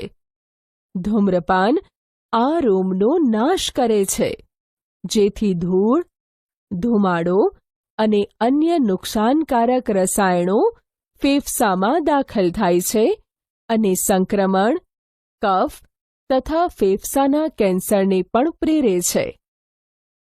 વહન. પ્રવૃત્તિ. તમારી આસપાસના એક સ્વાસ્થ્ય કેન્દ્રની મુલાકાત લો અને જાણકારી મેળવો કે માનવમાં હિમોગ્લોબિનના પ્રમાણનું સામાન્ય પ્રમાણ શું છે. શું તે બાળકો અને વૃદ્ધો માટે પણ સમાન છે? શું પુરુષ અને સ્ત્રીઓના હિમોગ્લોબિનના સ્તરમાં કોઈ તફાવત છે? મનુષ્યમાં ચોક્કસ ઉંમર અને જાતિ માટે હિમોગ્લોબિનનું પ્રમાણ આ મુજબ છે. નવજાત શિશુમાં હિમોગ્લોબિનનું સામાન્ય પ્રમાણ 14 થી 24 ગ્રામ પ્રતિ ડેસિલિટર હોવું જોઈએ. નવજાતથી 2 અઠવાડિયાના બાળકમાં 10 થી 20 ગ્રામ પ્રતિ ડેસિલિટર હોવું જોઈએ. 2 થી 6 મહિનાના બાળકમાં 9.5 થી 14 ગ્રામ પ્રતિ ડેસિલિટર, 6 થી 12 મહિનાના બાળકમાં 11 થી 14 ગ્રામ પ્રતિ ડેસિલિટર, 2 થી 6 વર્ષના બાળકમાં 11.5 થી 13.5 ગ્રામ પ્રતિ ડેસિલિટર, 6 થી 12 વર્ષ દરમિયાન 11.5 થી 15.5 ગ્રામ પ્રતિ ડેસિલિટર હોય છે. 15 વર્ષની ઉપરના પુખ્ત મનુષ્યમાં હિમોગ્લોબિનનું પ્રમાણ જાતિ પ્રમાણે અલગ અલગ હોય છે. પુરુષમાં હિમોગ્લોબિનનું પ્રમાણ 14 ગ્રામ પ્રતિ ડેસિલિટરથી 18 ગ્રામ પ્રતિ ડેસિલિટર અને સ્ત્રીમાં 12 થી 16 ગ્રામ પ્રતિ ડેસિલિટર. ગર્ભાવસ્થામાં સ્ત્રીમાં હિમોગ્લોબિનનું પ્રમાણ 11 ગ્રામ પ્રતિ ડેસિલિટર કરતાં વધારે હોવું જોઈએ. સ્ત્રીઓમાં હિમોગ્લોબિનનું પ્રમાણ પુરુષો કરતાં ઓછું હોય છે, કારણ કે ઋતુસ્રાવ દરમિયાન લોહ ગુમાવવાથી હિમોગ્લોબિનનું પ્રમાણ ઓછું થાય છે. તમારી આસપાસની એક પશુ ચિકિત્સાલયની મુલાકાત લો. જાણકારી મેળવો કે પશુઓ જેવા કે ભેંસ કે ગાયમાં હિમોગ્લોબિનનું પ્રમાણ સામાન્ય રીતે શું હોય છે.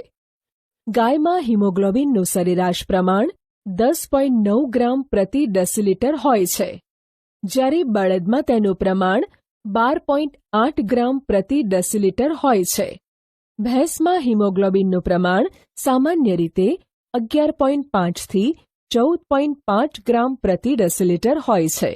વાછરડામાં તેનું પ્રમાણ નર અને માદા પ્રાણીઓ કરતાં અલગ હોય છે. વાછરડામાં તેનું સરેરાશ પ્રમાણ 11.9 ગ્રામ પ્રતિ ડેસિલિટર હોય છે. આમ, નર અને માદા માનવમાં અને પશુઓમાં હિમોગ્લોબિનના પ્રમાણમાં તફાવત હોય છે. માદામાં હિમોગ્લોબિનનું પ્રમાણ નર કરતાં ઓછું હોય છે. તેનું કારણ નર અને માદાના પ્રજનનિક અંતઃસ્ત્રાવોની સીધી અસર છે. અગાઉના વિભાગમાં આપણે જોઈ ગયા કે રુધિર, ખોરાક, ઓક્સિજન અને નકામા પદાર્થોને આપણા શરીરમાં વહન કરે છે. રુધિર એક પ્રવાહી સંયોજક પેશી છે. રુધિરમાં એક પ્રવાહી માધ્યમ હોય છે, જેને પ્લાઝમા રુધિર રસ કહે છે. તેમાં કોષો નિલંબિત હોય છે. પ્લાઝમા એટલે કે રુધિર રસ ખોરાક, પોષક દ્રવ્યો, કાર્બન ડાયોક્સાઇડ અને નાઇટ્રોજનયુક્ત ઉત્સર્ગ પદાર્થોનું દ્રાવ્ય સ્વરૂપે વહન કરે છે. ઓક્સિજનને રક્તકણો લઈ જાય છે. ઘણા બધા અન્ય પદાર્થો જેવા કે ક્ષારોનું વહન પણ રુધિર દ્વારા થાય છે. આમ, આપણને એક પંપ જેવા અંગની જરૂરિયાત છે, જે રુધિરને અંગોની આસપાસ ધકેલી શકે. નલિકાઓ કે વાહિનીઓના એક પરિપથની જરૂરિયાત હોય છે, જે રુધિરને બધી પેશીઓ સુધી મોકલી શકે, અને જરૂર છે એક એવા તંત્રની જે નિશ્ચિત કરે કે આ પરિપથમાં જો ક્યારેક નુકસાન થાય તો તેમનું સમારકામ થઈ શકે. આપણું પંપ હૃદય. હૃદય એક સ્નાયુલ અંગ છે જે આપણી મુઠ્ઠીના કદનું હોય છે. રુધિરને ઓક્સિજન તેમજ કાર્બન ડાયોક્સાઇડ બંનેનું વહન કરવાનું હોય છે. તેથી ઓક્સિજન સભર રુધિરને કાર્બન ડાયોક્સાઇડયુક્ત રુધિરની સાથે ભળતા અટકાવવા માટે હૃદય કેટલાક ખંડોમાં વિભાજિત હોય છે. કાર્બન ડાયોક્સાઇડ સભર રુધિરને કાર્બન ડાયોક્સાઇડથી મુક્ત કરવા માટે ફેફસામાં લઈ જવામાં આવે છે, અને ફેફસામાંથી ઓક્સિજનયુક્ત રુધિરને પાછું હૃદયમાં લાવવામાં આવે છે. ત્યારબાદ આ ઓક્સિજનસભર રુધિર શરીરના બાકીના ભાગોમાં પંપ કરીને મોકલવામાં આવે છે. આપણી આ ક્રિયાને વિવિધ તબક્કાઓમાં સમજી શકીએ છીએ.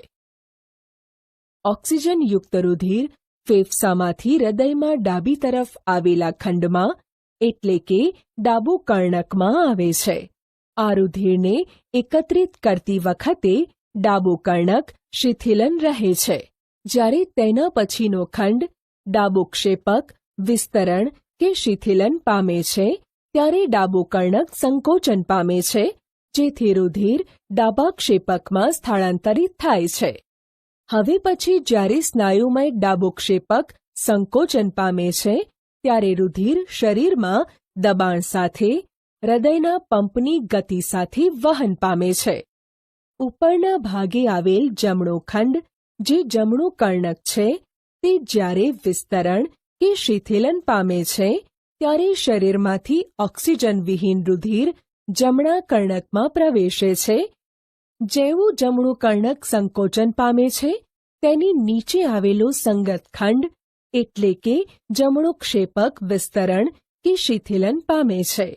તે રુધિરને જમણા ક્ષેપકમાં સ્થળાંતરિત કરે છે, જ્યાંથી આ રુધિરને ઓક્સિજનીકરણ એટલે કે ઓક્સિજન પ્રાપ્ત કરવા માટે ફેફસામાં પંપ કરાય છે. કર્ણકની તુલનામાં ક્ષેપકની સ્નાયુમય દિવાલ જાડી હોય છે, કારણ કે ક્ષેપકને સંપૂર્ણ શરીરમાં રુધિર મોકલવાનું હોય છે. જ્યારે કર્ણક કે ક્ષેપક સંકોચન પામે છે તો વાલ્વ તેની વિરુદ્ધ દિશામાં રુધિર પ્રવાહને રોકવાની ક્રિયા કરે છે. ફેફસામાં ઓક્સિજનનો રુધિરમાં પ્રવેશ. હૃદયના જમણા તેમજ ડાબા ખંડોમાં વહેંચાવાની રીત ઓક્સિજનયુક્ત અને ઓક્સિજનવિહીન રુધિરને મિશ્રિત થતું અટકાવવા માટે લાભદાયક છે. આ વહેંચણી શરીરને ઓક્સિજનનો ઉચ્ચ એટલે કે વધુ કાર્યદક્ષ પુરવઠો પૂરો પાડે છે.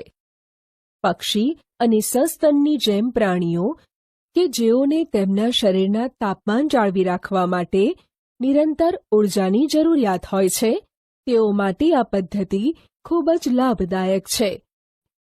તેવા પ્રાણીઓ કે જેઓને આ કાર્ય માટે ઊર્જાનો ઉપયોગ કરવાનો હોતો નથી, તેઓના શરીરના તાપમાન પર્યાવરણના તાપમાન પર આધારિત હોય છે.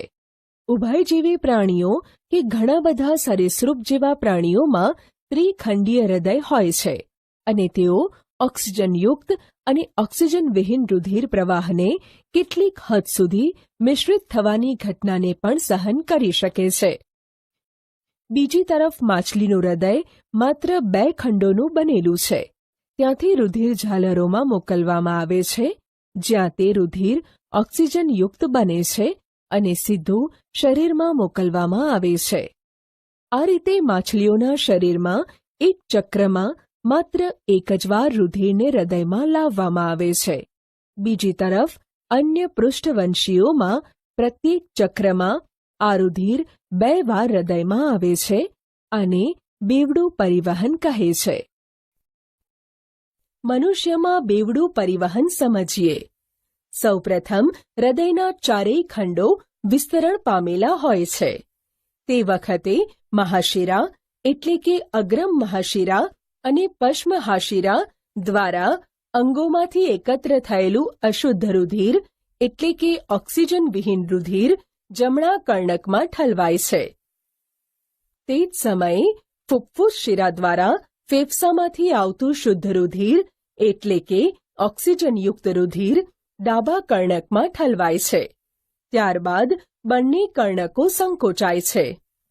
જમણા કર્ણકમાંથી અશુદ્ધ રુધિર જમણા ક્ષેપકમાં ઠલવાય છે અને તે જ સમયે ડાબા કર્ણકમાંથી શુદ્ધ રુધિર ડાબા ક્ષેપકમાં ઠલવાય છે. ત્યારબાદ બંને ક્ષેપકો એકસાથે સંકોચાય છે, જેથી જમણા ક્ષેપકમાંનું અશુદ્ધ રુધિર ફુફ્ફુસ ધમની દ્વારા શુદ્ધ થવા માટે ફેફસામાં વહન પામે છે. તે જ વખતે ડાબા ક્ષેપકમાંથી શુદ્ધ રુધિર એટલે કે ઓક્સિજનયુક્ત રુધિર મહાધમની દ્વારા શરીરના બધા અંગો તરફ ફેફસા સિવાય વહન પામે છે. વધુ જાણવા જેવું રુધિરદાબ.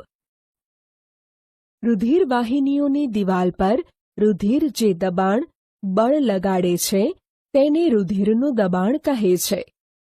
આ દબાણ શિરાઓની તુલનામાં ધમનીઓમાં ખૂબ વધારે હોય છે. ધમનીની અંદર રુધિરનું દબાણ ક્ષેપકના સંકોચન દરમિયાન સંકોચન દાબ કે સંકોચન દબાણ અને ક્ષેપકનું શિથિલન કે વિસ્તરણ થાય તે દરમિયાન ધમનીની અંદરનું દબાણ શિથિલન દબાણ કહેવાય છે. સામાન્ય રીતે સંકોચન દબાણ સિસ્ટોલિક દબાણ લગભગ 120 મિલીમીટર ઓફ મર્ક્યુરી અને શિથિલન દબાણ ડાયસ્ટોલિક દબાણ લગભગ 80 મિલીમીટર ઓફ મર્ક્યુરી હોય છે. સ્ફિગ્મોમેનોમીટર નામના યંત્ર દ્વારા રુધિરનું દબાણ કે રુધિર દાબ કે બ્લડ પ્રેશર માપવામાં આવે છે. જ્યારે સ્ફિગ્મોમેનોમીટરના કફને બળપૂર્વક બંધ કરી તેના પર રબરની નળી વડે દબાણ આપવામાં આવે છે ત્યારે તે જગ્યાનો રુધિર પ્રવાહ બંધ થઈ જાય છે. હવે ધીરે ધીરે કફના દબાણને ઓછું કરતા રુધિર પ્રવાહ ચાલુ થાય છે અને આ સમયે સ્ટેથોસ્કોપમાં નાડીનો પ્રથમ ધબકાર સંભળાય છે. તેને સિસ્ટોલિક દબાણ તરીકે નોંધવામાં આવે છે. કફના દબાણને ત્યાં સુધી ઓછું કરવામાં આવે છે કે જ્યાં સુધી સ્ટેથોસ્કોપમાં અવાજ આવતો બંધ થઈ જાય. આ દબાણને ડાયસ્ટોલિક દબાણ તરીકે નોંધવામાં આવે છે. વધુ રુધિર દાબને અતિતણાવ એટલે કે હાઇપરટેન્શન પણ કહે છે અને તેનું કારણ ધમનિકાઓનું સંકોચન પામવાની ક્રિયા છે. આનાથી રુધિર પ્રવાહમાં પ્રતિરોધકતા વધી જાય છે જેથી ધમની ફાટી જવાની સંભાવના વધે છે અને આંતરિક રુધિર સ્ત્રાવ થઈ શકે છે. નલિકાઓ રુધિરવાહિનીઓ. ધમનીઓ તે રુધિરવાહિનીઓ છે જે રુધિરને હૃદયમાંથી શરીરના વિવિધ અંગો સુધી લઈ જાય છે. ધમનીની દિવાલ જાડી અને સ્થિતિસ્થાપક હોય છે કારણ કે રુધિર હૃદયમાંથી ઊંચા દબાણથી નીકળે છે. શિરાઓ વિવિધ અંગોમાંથી રુધિર એકત્ર કરીને પાછું હૃદયમાં લાવે છે. તેમાં જાડી દિવાલની જરૂરિયાત હોતી નથી કારણ કે રુધિર પર વધારે દબાણ હોતું નથી. તદુપરાંત તેમાં રુધિરને એક જ દિશામાં વહન કરવા માટે વાલ્વ હોય છે. કોઈ અંગ કે પેશી સુધી પહોંચીને ધમની વધુને વધુ નાની નાની વાહિનીઓમાં વિભાજિત થાય છે જેનાથી બધા કોષોની સાથે રુધિરનો સંપર્ક થઈ શકે છે. સૌથી નાની વાહિનીઓ કે કેશિકાઓની દિવાલ એક કોષીય જાડાઈ ધરાવે છે અને રુધિર તેમજ આસપાસના કોષોની વચ્ચેથી પદાર્થોનો વિનિમય આ પાતળી દિવાલ દ્વારા થાય છે. ત્યારબાદ કેશિકાઓ ભેગી મળીને શિરાઓ બનાવે છે અને રુધિરને અંગ કે પેશીથી દૂર લઈ જાય છે. ત્રાકકણો દ્વારા રક્ષણ કે જાળવણી. આ નલિકાઓના તંત્રમાં જો ક્યાંક લીકેજ થાય તો આ સ્થિતિ પર વિચાર કરો. જ્યારે આપણે ઘાયલ થઈએ છીએ અને રુધિરસ્ત્રાવ થવા લાગે છે તંત્રમાંથી રુધિરનો વ્યય પ્રાકૃતિક રૂપે ઘટાડવો જોઈએ. રુધિરના વધુ સ્ત્રાવથી દબાણમાં ઉણપ આવે છે જેનાથી પમ્પિંગ પ્રણાલી ધકેલવાની ક્રિયાની કાર્યક્ષમતામાં ઉણપ આવે છે અને રોકવા માટે રુધિરમાં ત્રાકકણો એટલે કે પ્લેટલેટ્સ અથવા થ્રોમ્બોસાઇટ્સ રુધિર કોષો તરીકે હોય છે જે સંપૂર્ણ શરીરમાં પરિવહન કરે છે અને રુધિર સ્ત્રાવના સ્થાન પર રુધિરને જમા કરીને તેના રુધિરના માર્ગને અવરોધે છે. લસિકા તે એક અન્ય પ્રકારનું પ્રવાહી દ્રવ્ય છે જે વહનમાં પણ મદદરૂપ થાય છે. તેને લસિકા કે પ્રવાહી પેશી કહે છે. કેશિકાઓની દિવાલમાં આવેલા છિદ્રો દ્વારા કેટલાક રુધિર રસ એટલે કે પ્લાઝમા, પ્રોટીન અને રુધિર કોષો બહાર નીકળીને પેશીના આંતરકોષીય અવકાશમાં આવે છે અને પ્રવાહી પેશી કે લસિકાનું નિર્માણ કરે છે. તે રુધિરના પ્લાઝમા કે રુધિર રસની જેમ જ હોય છે, પરંતુ તે રંગહીન અને તેમાં અલ્પ માત્રામાં પ્રોટીન હોય છે. લસિકા આંતરકોશીય વાહિકા બનાવે છે અને અંતમાં મોટી શિરામાં ખુલે છે. પચેલો આહાર અને નાના આંતરડા દ્વારા અભિશોષણ પામેલ ચરબીનું વહન લસિકા દ્વારા થાય છે અને વધારાના પ્રવાહીનું બાહ્ય કોષીય અવકાશમાંથી પાછું રુધિરમાં લઈ આવે છે. વનસ્પતિઓમાં વહન. આપણે પહેલા ચર્ચા કરી ગયા છીએ કે વનસ્પતિ કેવી રીતે CO2 જેવા સરળ સંયોજન મેળવે છે અને પ્રકાશ સંશ્લેષણ દ્વારા ઊર્જાનો સંગ્રહ ક્લોરોફિલયુક્ત અંગો વિશિષ્ટ રૂપથી પર્ણોમાં કરે છે. વનસ્પતિ શરીરના નિર્માણ માટે જરૂરી કાચી સામગ્રી અલગથી પ્રાપ્ત કરે છે. વનસ્પતિઓ માટે નાઇટ્રોજન, સલ્ફર અને બીજા ખનિજ ક્ષારો માટે ભૂમિ નજીકનો તેમજ પ્રચુર સ્ત્રોત છે, જેથી આ પદાર્થોનું શોષણ મૂળ દ્વારા થાય છે, જે ભૂમિના સંપર્કમાં રહે છે. જો ભૂમિના સંપર્કવાળા અંગોમાં અને ક્લોરોફિલયુક્ત અંગોમાં અંતર બહુ જ ઓછું હોય તો ઊર્જા તેમજ કાચી સામગ્રી વનસ્પતિના દેહના બધા ભાગોમાં આસાનીથી પ્રસરણ થઈ શકે છે. જો વનસ્પતિ શરીર કે દેહની રચનામાં પરિવર્તનને કારણે આ અંતર વધતું થાય છે તો પર્ણોમાં કાચી સામગ્રી અને મૂળમાં ઊર્જા મેળવવા માટે પ્રસરણ ક્રિયા પર્યાપ્ત નથી. એવી પરિસ્થિતિમાં વહનની એક સુદૃઢ પ્રણાલી જરૂરી હોય છે. વિવિધ શરીર રચના માટે ઊર્જાની જરૂરિયાત ભિન્ન હોય છે. વનસ્પતિ પ્રચલન કરતી નથી અને વનસ્પતિ શરીરની અનેક પેશીઓમાં વધુ માત્રામાં મૃતકોષો હોય છે. તેના પરિણામ સ્વરૂપે વનસ્પતિઓને ઓછી ઊર્જાની જરૂરિયાત હોય છે અને તુલનાત્મક રીતે ધીમા વહનતંત્ર પ્રણાલીનો ઉપયોગ કરી શકે છે. ખૂબ ઊંચી વનસ્પતિઓમાં પરિવહન તંત્રને ખૂબ વધારે અંતર કાપવું પડે છે. વનસ્પતિ વહનતંત્ર પર્ણોમાંથી સંચિત ઊર્જાયુક્ત પદાર્થ અને મૂળથી કાચી સામગ્રીનું વહન કરે છે. આ બે પરિપથ સ્વતંત્ર રીતે સંગઠિત નલિકાઓથી નિર્માણ પામે છે. એક જલવાહક છે, જે ભૂમિમાંથી પ્રાપ્ત પાણી અને ખનિજ ક્ષારોનું વહન કરે છે. બીજી અન્નવાહક પર્ણોથી જ્યાં તેઓ પ્રકાશ સંશ્લેષણની નીપજનું સંશ્લેષણ કરે છે ત્યાંથી વનસ્પતિના અન્ય ભાગો સુધી વહન કરે છે. પાણીનું વહન. જલવાહક પેશી, મૂળ, પ્રકાંડ અને પર્ણોમાંથી જલવાહિનીઓ અને જલવાહિનીકીઓ પરસ્પર જોડાઈને પાણીના સંવહનનું સળંગ તંત્ર રચે છે, જે વનસ્પતિના બધા ભાગોની સાથે જોડાયેલી હોય છે. મૂળના કોષો ભૂમિના સંપર્કમાં હોય છે અને તે સક્રિય સ્વરૂપે આયન પ્રાપ્ત કરે છે. આ મૂળ અને ભૂમિની વચ્ચે આયન સંકેન્દ્રણમાં તફાવત ઉત્પન્ન કરે છે. આ તફાવતને દૂર કરવા માટે ભૂમિમાંથી પાણી મૂળમાં પ્રવેશ કરે છે. તેનો અર્થ એ છે કે પાણીનું અવિરત વહન મૂળની જલવાહકની મદદથી પામે છે અને પાણીના સ્તંભનું નિર્માણ કરે છે, જે સતત ઉપરની તરફ ધકેલાય છે. આપણે સામાન્ય રીતે વનસ્પતિઓની ઊંચાઈ જોઈએ છીએ.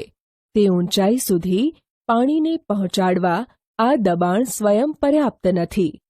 વનસ્પતિ જલવાહકમાં ઉપરની તરફ પોતાની સૌથી વધુ ઊંચા બિંદુ સુધી પાણીને પહોંચાડવાની અન્ય યુક્તિ વાપરે છે. પ્રવૃત્તિ. લગભગ એક જ કે સમાન કદના અને સમાન માટી ધરાવતા બે કુંડા લો. એકમાં છોડ લગાવો અને બીજા કુંડામાં છોડની ઊંચાઈની એક લાકડી લગાડો. બંને કુંડાની માટીને પ્લાસ્ટિકના કાગળથી ઢાંકી દો, જેથી ભેજનું બાષ્પીભવન ન થાય. બંને કુંડાને એકને છોડની સાથે અને બીજાને લાકડીની સાથે પ્લાસ્ટિક કાગળથી ઢાંકી દો અને તેને તે જ સૂર્યપ્રકાશમાં અડધા કલાક માટે રાખો. શું તમે બંનેમાં કોઈ તફાવત જોઈ શકો છો? થોડા સમય પછી છોડ ધરાવતા કુંડા પર લગાડેલ પ્લાસ્ટિકની કોથળી પર પાણીના નાના નાના ટીપાં જોવા મળે છે, જ્યારે લાકડી ધરાવતા કુંડા પર લગાડેલ પ્લાસ્ટિકની કોથળી પર કોઈ પરિવર્તન જોવા મળતું નથી. પ્લાસ્ટિકની કોથળી પર જોવા મળતી પાણીની બાષ્પ એ વનસ્પતિ દ્વારા બાષ્પોત્સર્જનની ક્રિયાના કારણે સર્જાય છે. તે માની લઈએ કે વનસ્પતિને પૂરતા પ્રમાણમાં પાણીની પ્રાપ્તિ થાય છે, જે પાણીની રંધ્ર દ્વારા ઉણપ સર્જાય છે તેનું પ્રતિસ્થાપન જલવાહકની જલવાહિનીઓ દ્વારા પર્ણોમાં થાય છે. વાસ્તવમાં કોષથી પાણીના અણુઓનું બાષ્પીભવન એક ચૂષક કે ખેંચાણ ઉત્પન્ન કરે છે, જે મૂળના જલવાહક કોષમાં આવેલા પાણીને ઉપર ખેંચે છે. વનસ્પતિના હવાઈ ભાગો દ્વારા બાષ્પના સ્વરૂપમાં પાણીનો વ્યય થાય તેને બાષ્પોત્સર્જન કહેવાય છે. આમ બાષ્પોત્સર્જનથી પાણીનું શોષણ તેમજ મૂળથી પર્ણો સુધી પાણી અને તેમાં દ્રાવ્ય ખનિજ ક્ષારોનું ઉર્ધ્વગમન કરવામાં મદદરૂપ થાય છે. તે તાપમાનનું નિયમન કરવામાં પણ મદદરૂપ થાય છે. પાણીના વહનમાં મૂળદાબ રાત્રિના સમયમાં વિશેષ રૂપથી પ્રભાવી હોય છે. દિવસમાં જ્યારે રંધ્ર કે પર્ણરંધ્ર ખુલે છે, બાષ્પોત્સર્જનથી ખેંચાણ બળ દ્વારા જલવાહકમાં પાણીના વહન માટે મુખ્ય પ્રેરક બળ હોય છે. ખોરાક અને અન્ય પદાર્થોનું સ્થળાંતરણ. અત્યાર સુધી આપણે વનસ્પતિમાં પાણી અને ખનિજ ક્ષારોના વહનના વિષયમાં ચર્ચા કરી છે. હવે આપણે ચર્ચા કરીએ કે ચયાપચયની ક્રિયાઓની નીપજો, ખાસ કરીને પ્રકાશ સંશ્લેષણ જે પર્ણોમાં થાય છે, વનસ્પતિના અન્ય ભાગોમાં કેવી રીતે તે નીપજોને મોકલવામાં આવે છે.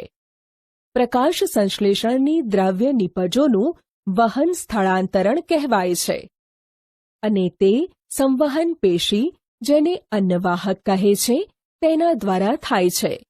પ્રકાશ સંશ્લેષણની નીપજો સિવાય અન્નવાહક એમિનો એસિડ અને અન્ય પદાર્થોનું વહન પણ કરે છે.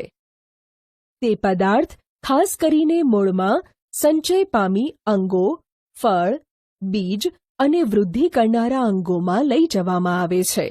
ખોરાક અને અન્ય પદાર્થોનું સ્થળાંતરણ તેને સંલગ્ન સાથી કોષની મદદથી ચાલની નલિકામાં ઉર્ધ્વગમન તેમજ અધઃગમન બંને દિશાઓમાં થાય છે. જલવાહક દ્વારા વહનને સામાન્ય ભૌતિક બળોના સિદ્ધાંતો દ્વારા સમજી શકાય છે.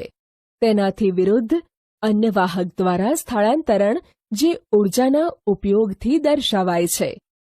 સુક્રોઝ જેવો પદાર્થ અન્નવાહક પેશીમાં એટીપીમાંથી પ્રાપ્ત ઊર્જાના ઉપયોગથી સ્થળાંતરણ પામે છે.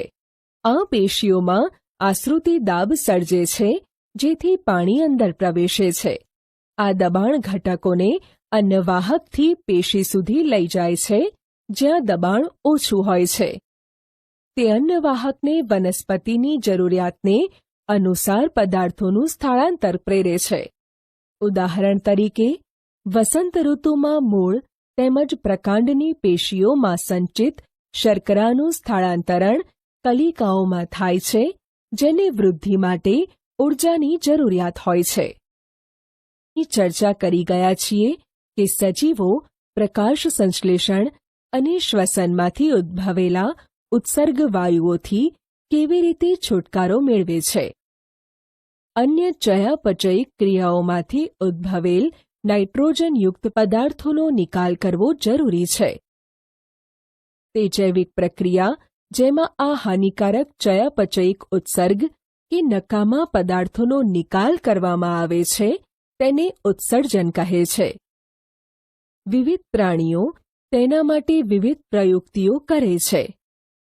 મોટાભાગના એક કોષીય સજીવો આ ઉત્સર્ગ દ્રવ્યોને શરીરની સપાટીથી પાણીમાં પ્રસરણ કરીને તે પદાર્થોનો ત્યાગ કરે છે. જેમ કે આપણે અન્ય ક્રિયામાં જોયું તેમ જટિલ બહુકોષીય સજીવો આ કાર્યને પૂર્ણ કરવા માટે વિશિષ્ટ અંગોનો ઉપયોગ કરે છે. માનવોમાં ઉત્સર્જન. માનવના ઉત્સર્જન તંત્રમાં એક જોડ મૂત્રપિંડ, એક જોડ મૂત્રવાહિની, એક મૂત્રાશય અને એક મૂત્રમાર્ગ હોય છે. મૂત્રપિંડો ઉદરમાં કરોડ સ્તંભની બંને પાર્શ્વ બાજુએ હોય છે. મૂત્રપિંડમાં નિર્માણ થયેલો મૂત્ર મૂત્રવાહિનીમાં થઈને મૂત્રાશયમાં જાય છે અને ત્યાં સુધી એકત્રિત રહે છે જ્યાં સુધી મૂત્રમાર્ગમાંથી તેનો નિકાલ ન થાય. મૂત્ર કેવી રીતે નિર્માણ પામે છે? મૂત્રના નિર્માણનો હેતુ રુધિરમાંથી નક્કામાં ઉત્સર્ગ પદાર્થોને અલગ કરીને બહાર નિકાલ કરવાનો છે. ફેફસામાં CO2 વાયુ રુધિરમાંથી અલગ થઈ જાય છે, જ્યારે નાઇટ્રોજનયુક્ત નક્કામાં ઉત્સર્ગ દ્રવ્યો કે પદાર્થો જેવા કે યુરિયા કે યુરિક એસિડ મૂત્રપિંડમાં રુધિરથી અલગ કરવામાં આવે છે. આ કોઈ આશ્ચર્ય પમાડે તેવી બાબત નથી કે ફેફસાની જેમ મૂત્રપિંડમાં પાયારૂપ ગાળણ એકમ ખૂબ જ પાતળી દિવાલવાળી રુધિર કેશિકાઓના ગુચ્છ હોય છે. મૂત્રપિંડમાં પ્રત્યેક રુધિર કેશિકા ગુચ્છ ગૂંચળાકાર નલિકાના છેડે કપ આકારના ભાગ કે જેને બાઉમેનની કોથળી કહે છે તેની સાથે જોડાયેલ હોય છે, જે ગાળણને એકત્ર કરે છે. પ્રત્યેક મૂત્રપિંડમાં આવા અનેક ગાળણ એકમો હોય છે જેને મૂત્રપિંડ નલિકા કહે છે, જે નજીકમાં નિકટતમ રીતે ગોઠવાય છે. પ્રારંભિક ગાળણમાં કેટલાક પદાર્થ જેવા કે ગ્લુકોઝ, એમિનો એસિડ, ક્ષાર અને વધુ માત્રામાં પાણી હોય છે. જેમ જેમ મૂત્ર આ નલિકામાંથી વહન પામે છે, આ પદાર્થોનું પસંદગીશીલ પુનઃશોષણ દર્શાવાય છે. પાણીના પુનઃશોષણ પ્રમાણ શરીરમાં આવેલા વધારાના પાણીની માત્રા પર અને કેટલા દ્રાવ્ય નક્કામાં પદાર્થોનું ઉત્સર્જન કરવાનું છે તેના પર નિર્ભર કરે છે. પ્રત્યેક મૂત્રપિંડમાં નિર્માણ પામનારું મૂત્ર એક લાંબી નલિકા, જેને મૂત્રવાહિની કહે છે, તેમાં પ્રવેશ કરે છે, જે મૂત્રપિંડને મૂત્રાશયની સાથે જોડે છે. મૂત્રાશયમાં મૂત્ર સંચય પામેલ રહે છે જ્યાં સુધી ફેલાયેલ મૂત્રાશયનું દબાણ મૂત્રમાર્ગ દ્વારા તેને બહાર ન કરી દે ત્યાં સુધી મૂત્રાશય દબાણ અનુભવે છે. મૂત્રાશય સ્નાયુલ હોય છે, આમ આ ક્રિયા ચેતા નિયંત્રણ દ્વારા થાય છે. પરિણામ સ્વરૂપે આપણે સામાન્ય રીતે મૂત્ર ત્યાગનું નિયંત્રણ કરી શકીએ છીએ. વધુ જાણવા જેવું. કૃત્રિમ મૂત્રપિંડ હિમોડાયાલિસિસ. ઉત્તરજીવિતતા માટે મૂત્રપિંડ જૈવિક અંગ છે. ઘણા કારણો કે પરિબળો જેવા કે સંક્રમણ, આઘાત કે મૂત્રપિંડમાં સીમિત કે ઓછો રુધિર પ્રવાહ મૂત્રપિંડની ક્રિયાશીલતાને ઘટાડે છે. આ શરીરમાંના વિષારી એટલે કે ઝેરી ઉત્સર્ગ દ્રવ્યોનો સંચય કરે છે, જેથી મૃત્યુ પણ થઈ શકે છે. મૂત્રપિંડ નિષ્ક્રિય થવાની અવસ્થામાં કૃત્રિમ મૂત્રપિંડનો ઉપયોગ કરવામાં આવે છે. એક કૃત્રિમ મૂત્રપિંડ નાઇટ્રોજનયુક્ત ઉત્સર્ગ દ્રવ્યોને રુધિરમાંથી ડાયાલિસિસ દ્વારા બહાર કાઢવાની એક રીત કે પદ્ધતિ છે. કૃત્રિમ મૂત્રપિંડ ઘણી બધી અર્ધપ્રવેશશીલ કે અર્ધપારગમ્ય અસ્તરવાળી નલિકાઓથી યુક્ત હોય છે. આ નલિકાઓ ડાયાલાઇઝર પ્રવાહીથી ભરેલી ટાંકીમાં લગાડેલી હોય છે. આ ડાયાલાઇઝર પ્રવાહીમાં રુધિર જેવું જ આશ્રુતિદાબ હોય છે, પરંતુ તેમાં નાઇટ્રોજનયુક્ત ઉત્સર્ગ દ્રવ્યો કે પદાર્થો હોતા નથી. દર્દીના રુધિરને આ નલિકાઓમાંથી વહેવડાવવામાં આવે છે. આ માર્ગ રુધિરમાંથી ઉત્સર્ગ પદાર્થો પ્રસરણ દ્વારા ડાયલાઇઝર પ્રવાહીમાં આવે છે. શુદ્ધિકરણ પામેલ રુધિર પાછું દર્દીના શરીરમાં પંપ દ્વારા મોકલવામાં આવે છે. આ મૂત્રપિંડના કાર્યને સમાન છે, પરંતુ એક તફાવત છે કે આમાં કોઈ પુનઃશોષણની ક્રિયા થતી નથી. સામાન્ય રીતે એક સ્વસ્થ, તંદુરસ્ત વ્યક્તિમાં રોજ 180 લીટર પ્રારંભિક નિસ્યદન મૂત્રપિંડમાં થાય છે. જો કે એક દિવસમાં ઉત્સર્જિત મૂત્રનો ત્યાગ કે નિકાલ વાસ્તવમાં 1 કે 2 લીટર થાય છે, કારણ કે બાકી રહેલ નિસ્યંદન મૂત્રપિંડ નલિકાઓમાં પુનઃશોષણ પામે છે. આના પર વિચારો. અંગદાન, ઓર્ગન ડોનેશન. અંગદાન એ એવા વ્યક્તિને દાન આપવાનું ઉદાર કાર્ય છે જે બિનકાર્યક્ષમ અંગોથી પીડાતી હોય. અંગનું દાન દાતા અને તેના પરિવારની સંમતિ દ્વારા થઈ શકે છે. ઉંમર કે જાતિને અનુલક્ષીને કોઈ પણ એક અંગ તથા પેશીદાતા બની શકે છે. અંગ પ્રત્યારોપણ એ વ્યક્તિનું જીવન બચાવી શકે છે કે તેમાં પરિવર્તન લાવી શકે છે. પ્રત્યારોપણ આવશ્યક છે, કારણ કે ગ્રાહીનું અંગ નુકસાન પામ્યું હોય અથવા રોગ કે ઈજાથી નિષ્ફળ બન્યું હોય. અંગ પ્રત્યારોપણમાં અંગને એક વ્યક્તિ એટલે કે અંગદાતામાંથી બીજા વ્યક્તિ એટલે કે પ્રાપ્તકર્તા પર પ્રત્યારોપિત કરવામાં આવે છે. સામાન્ય પ્રત્યારોપણમાં આંખના પારદર્શક પટલો, મૂત્રપિંડ, હૃદય, યકૃત, સ્વાદુપિંડ, ફેફસા, આંતરડા અને અસ્થિમજ્જાનો સમાવેશ થાય છે. મોટા ભાગના અંગ તેમજ પેશીઓનું દાન દાતાના મૃત્યુ પામ્યા પછી કે ડોક્ટર જ્યારે મગજને મૃત જાહેર કરે ત્યારે જ થાય છે, પરંતુ કેટલાક અંગો જેવા કે મૂત્રપિંડ, યકૃતનો ભાગ, ફેફસા વગેરે તેમજ પેશીઓ દાતા જીવિત હોય ત્યારે દાનમાં આપી શકાય છે. વનસ્પતિઓમાં ઉત્સર્જન. વનસ્પતિઓમાં ઉત્સર્જન માટે પ્રાણીઓથી બિલકુલ ભિન્ન પદ્ધતિઓ આવેલી છે. પ્રકાશ સંશ્લેષણમાં ઓક્સિજનનું પણ નકામી નીપજ તરીકે નિર્માણ થાય છે. આપણે અગાઉ ચર્ચા કરી ગયા છીએ કે વનસ્પતિઓ ઓક્સિજન અને કાર્બન ડાયોક્સાઇડની સાથે કેવો વ્યવહાર કરે છે. તેના સિવાય વધારાનું પાણી બાષ્પોત્સર્જન દ્વારા મુક્ત કરે છે. વનસ્પતિઓમાં ઘણી બધી પેશી મૃત કોષોની બનેલી હોય છે અને તેઓ તેમના કેટલાક ભાગો જેવા કે પર્ણોનો નાશ પણ કરી શકે છે. ઘણી બધી વનસ્પતિઓ ઉત્સર્ગ દ્રવ્યોનો કોષીય રસધાનીમાં સંગ્રહ કરે છે. વનસ્પતિઓ પરથી ખરી પડવાવાળા પર્ણોમાં પણ ઉત્સર્ગ સંચય પામેલા હોય છે. અન્ય ઉત્સર્ગ દ્રવ્યો કે પદાર્થો જેવા કે રેઝિન એટલે કે રાળ અને ગુંદરના સ્વરૂપમાં ખાસ કરીને જૂની જળવાહક પેશીમાં સંચય પામે છે. વનસ્પતિ પણ કેટલાક ઉત્સર્ગ દ્રવ્યોને પોતાની આસપાસની ભૂમિમાં ઉત્સર્જિત કરે છે.